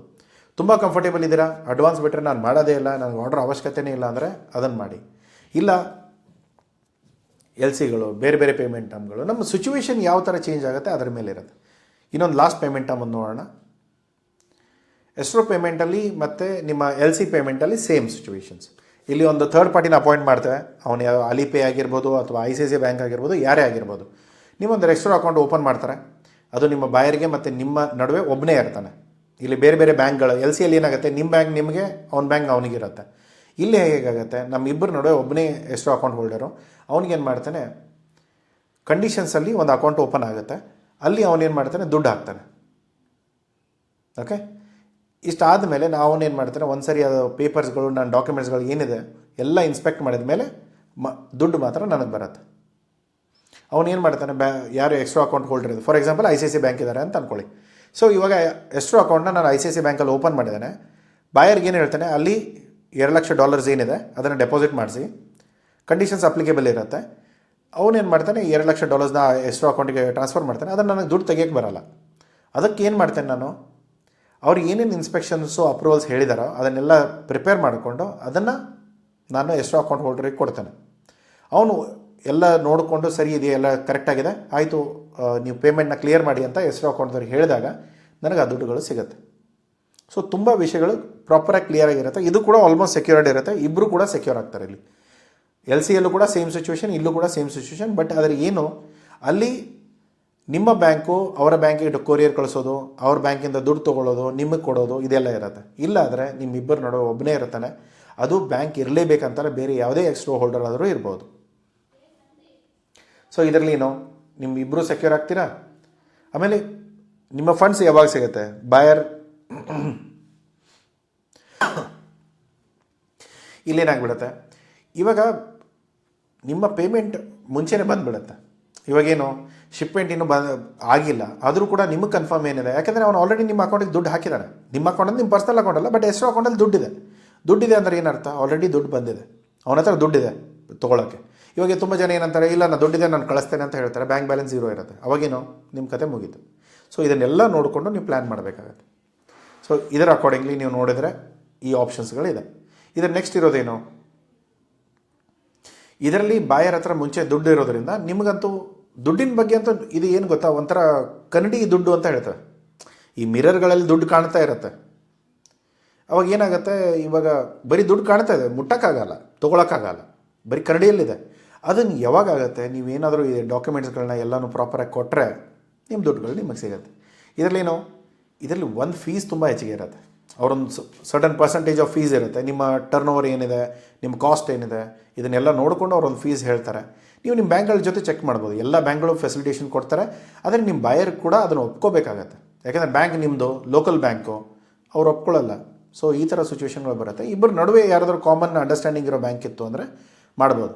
ಬಟ್ ಯಾವ ಬ್ಯಾಂಕ್ ರೆಪ್ಯುಟೇಷನ್ ಇದೆ ಅದನ್ನು ತೊಗೊಂಡು ನೋಡ್ಕೊಳ್ಳಿ. ಇಲ್ಲಾಂದರೆ ಯಾವುದೋ ಚಿಕ್ಕ ಪುಟ್ಟ ಬ್ಯಾಂಕಲ್ಲಿ ನೀವೇನಾದರೂ ನಿಮ್ಮ ದುಡ್ಡು ಹಾಕ್ಸ್ತಿದ್ರೆ ಅವ್ರದ್ದು ಕತೆ ಬೇರೆ ಇರುತ್ತೆ. ಓಕೆ, ಸೊ ನೆಕ್ಸ್ಟ್ ಇರೋದೇನು, ಈ ಪೇಮೆಂಟ್ ಡಿಲೇಸ್ ಯಾವಾಗ ಆಗುತ್ತೆ, ಒಂದು ವೇಳೆ ನನ್ನ ಶಿಪ್ಮೆಂಟ್ ಬಾಯರ್ಗೆ ಹೋಗಿದೆ, ಆ ಪ್ರಾಡಕ್ಟ್ ಏನಾದರೂ ಡಿಸ್ಪ್ಯೂಟ್ ಬಂತು, ಅಥವಾ ಆ ಪ್ರಾಡಕ್ಟ್ ಏನಾದರೂ ಕನ್ಸೈನ್ಮೆಂಟ್ ಸರಿ ಇಲ್ಲ, ಕ್ವಾಲಿಟಿ ಸರಿ ಇಲ್ಲ, ನಾನು ಹೇಳಿರೋದೇ ಬಂದಿಲ್ಲ, ನೀವೇನೋ ಬೇರೆಯೇ ಕಳಿಸಿದ್ದೀರಾ, ಇದೆಲ್ಲ ಮಿಸ್ಅಂಡರ್ಸ್ಟ್ಯಾಂಡಿಂಗ್ ಇತ್ತು ಅಂದರೆ ನಿಮ್ಮ ಪೇಮೆಂಟ್ ಬರೋದು ಡಿಲೇ ಆಗುತ್ತೆ. ಇಲ್ಲ ಅಂದರೆ ಬರದೇ ಇರೋ ಚಾನ್ಸಸ್ ಕೂಡ ಇರುತ್ತೆ. ಆ ದುಡ್ಡು ಅಲ್ಲೇ ಇರುತ್ತೆ, ಅದೆಲ್ಲೂ ಹೋಗಲ್ಲ. ಬಟ್ ಆದರೆ ನೀವು ಇನ್ನೊಂದು ಸರಿ ಇದು ಡಿಸ್ಪ್ಯೂಟ್ನ ರಿಸಾಲ್ವ್ ಮಾಡೋವರೆಗೂ ಆ ಪೇಮೆಂಟ್ಗಳು ಬರಲ್ಲ. ಅವ್ನು ಇನ್ನೊಂದು ಸರಿ ಹೇಳ್ಬೋದು ನಿಮಗೆ, ಇಲ್ಲ ಸರ್ ನಾನು ಇದು ಮೆಟೀರಿಯಲ್ಗಳು ಸರಿ ಕಳಿಸಿಲ್ಲ, ನೀವು ನಾನು ವಾಪಸ್ ಕಳಿಸ್ತಾ ಇದ್ದೀನಿ, ಅಥವಾ ನೀವು ಕಳಿಸಿರೋ ಮೆಟೀರಿಯಲ್ ಎಲ್ಲ ಡ್ಯಾಮೇಜ್ ಆಗಿದೆ, ನಾನು ವಾಪಸ್ ಕಳಿಸ್ತೇನೆ, ಅದನ್ನು ಫುಲ್ಫಿಲ್ ಮಾಡಿ. ನೀವು ಅಗ್ರಿಮೆಂಟಲ್ಲಿ ಏನು ಬರೆದಿದ್ದೀರಾ, ನೀವು ಅಗ್ರಿಮೆಂಟಲ್ಲಿ ಏನು ಅಗ್ರಿ ಮಾಡ್ಕೊಂಡಿದ್ದೀರಾ, ಇದನ್ನೆಲ್ಲವೂ ಪ್ರತಿಯೊಂದು ಈ ಕಂಡೀಷನ್ಸಲ್ಲಿ ಬರುತ್ತೆ. ಡಿಸ್ಪ್ಯೂಟ್ ಆದರೆ ಹೇಗೆ ರಿಸಾಲ್ವ್ ಮಾಡ್ಕೋತೀರಾ ಅನ್ನೋದನ್ನು ಬರೆದಿರ್ತೀರ. ಸೊ ಈ ಥರದ್ದೆಲ್ಲ ಏನಾದರೂ ಡ್ರಾಫ್ಟ್ಗಳು ಅಗ್ರಿಮೆಂಟ್ಸ್ಗಳು ಏನಾದರೂ ಬೇಕಾದರೆ ದಯಮಾಡಿ ನಮ್ಮ ಟೀಮ್ ಜೊತೆ ಮಾತಾಡಿ, ನಿಮ್ಗೆ ಏನೇ ಬೇಕಾದ ಸಪೋರ್ಟ್ ಬೇಕಾದರೂ ಸಿಗುತ್ತೆ. ಸೊ ಇದು ಲಾಸ್ಟ್ ಪೇಮೆಂಟ್ ಟರ್ಮ್. ಇದು ಬಿಟ್ಟು ತುಂಬ ಆಪ್ಷನ್ಸ್ಗಳು ಕಾಂಬಿನೇಷನ್ಸಲ್ಲಿ ಹಾಫ್ ಪೇಮೆಂಟ್ ಹೀಗೆ, ಹಾಫ್ ಪೇಮೆಂಟ್ ಹಾಗೆ ತುಂಬ ಆಪ್ಷನ್ಸ್ಗಳನ್ನ ನೀವು ರೆಡಿ ಮಾಡ್ಕೊಳ್ಬೋದು. ಅಥವಾ ನೀವು ಏನೇ ಹೊಸದಾಗಿ ಕೆಲಸ ಮಾಡ್ತಾ ಇದ್ದೀರಾ ಅಥವಾ ಏನಾದರೂ ಸಪೋರ್ಟ್ ಬೇಕು, ಕನ್ಸಲ್ಟೇಷನ್ ಬೇಕಂದರೆ ದಯಮಾಡಿ ನಮ್ಮ ಟೀಮ್ ಜೊತೆ ಮಾತಾಡ್ಕೊಳ್ಳಿ, ನಿಮ್ಗೆ ಏನು ಬೇಕೋ ಸಪೋರ್ಟ್ ಸಿಗುತ್ತೆ. ಸೊ ಇವಾಗ ಪೇಮೆಂಟ್ ಆಪ್ಷನ್ಸ್ ಇಷ್ಟು ಎಲ್ಲವೂ ಪೇಮೆಂಟ್ ಟರ್ಮ್ಸು ನೀವು ಎಕ್ಸ್ಪೋರ್ಟ್ ಇಂಪೋರ್ಟ್ ಬಿಸ್ನೆಸ್ಸಲ್ಲಿ ಯೂಸ್ ಮಾಡ್ಬೋದು. ಇದರಲ್ಲಿ ಏನೇ ಡೌಟ್ಸ್ ಇದ್ದರೂ ಕೂಡ ಕಮೆಂಟ್ ಬಾಕ್ಸಲ್ಲಿ ಯೂಸ್ ಮಾಡಿ. ನಿಮ್ಮ ಈ ವಿಡಿಯೋನ ಈ ಚಾನಲ್ ಸಬ್ಸ್ಕ್ರೈಬ್ ಮಾಡಿಲ್ಲ ಅಂದರೆ ಸಬ್ಸ್ಕ್ರೈಬ್ ಮಾಡಿ, ಲೈಕ್ ಮಾಡಿಲ್ಲ ಲೈಕ್ ಮಾಡಿ.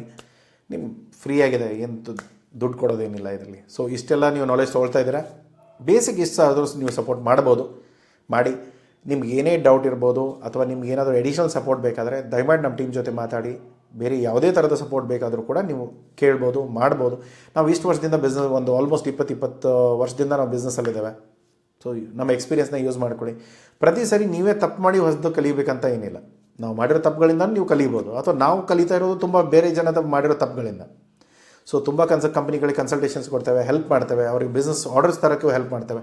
ತುಂಬ ಸರ್ವಿಸಸ್ ಇದೆ, ನೀವು ಯಾವುದೇ ಥರದ ಬೇಕಾದರೂ ಕೂಡ ನೀವು ಯೂಸ್ ಮಾಡ್ಬೋದು. ನಮ್ಮ ಸಪೋರ್ಟ್ ಯಾವಾಗಲೂ ಇರುತ್ತೆ.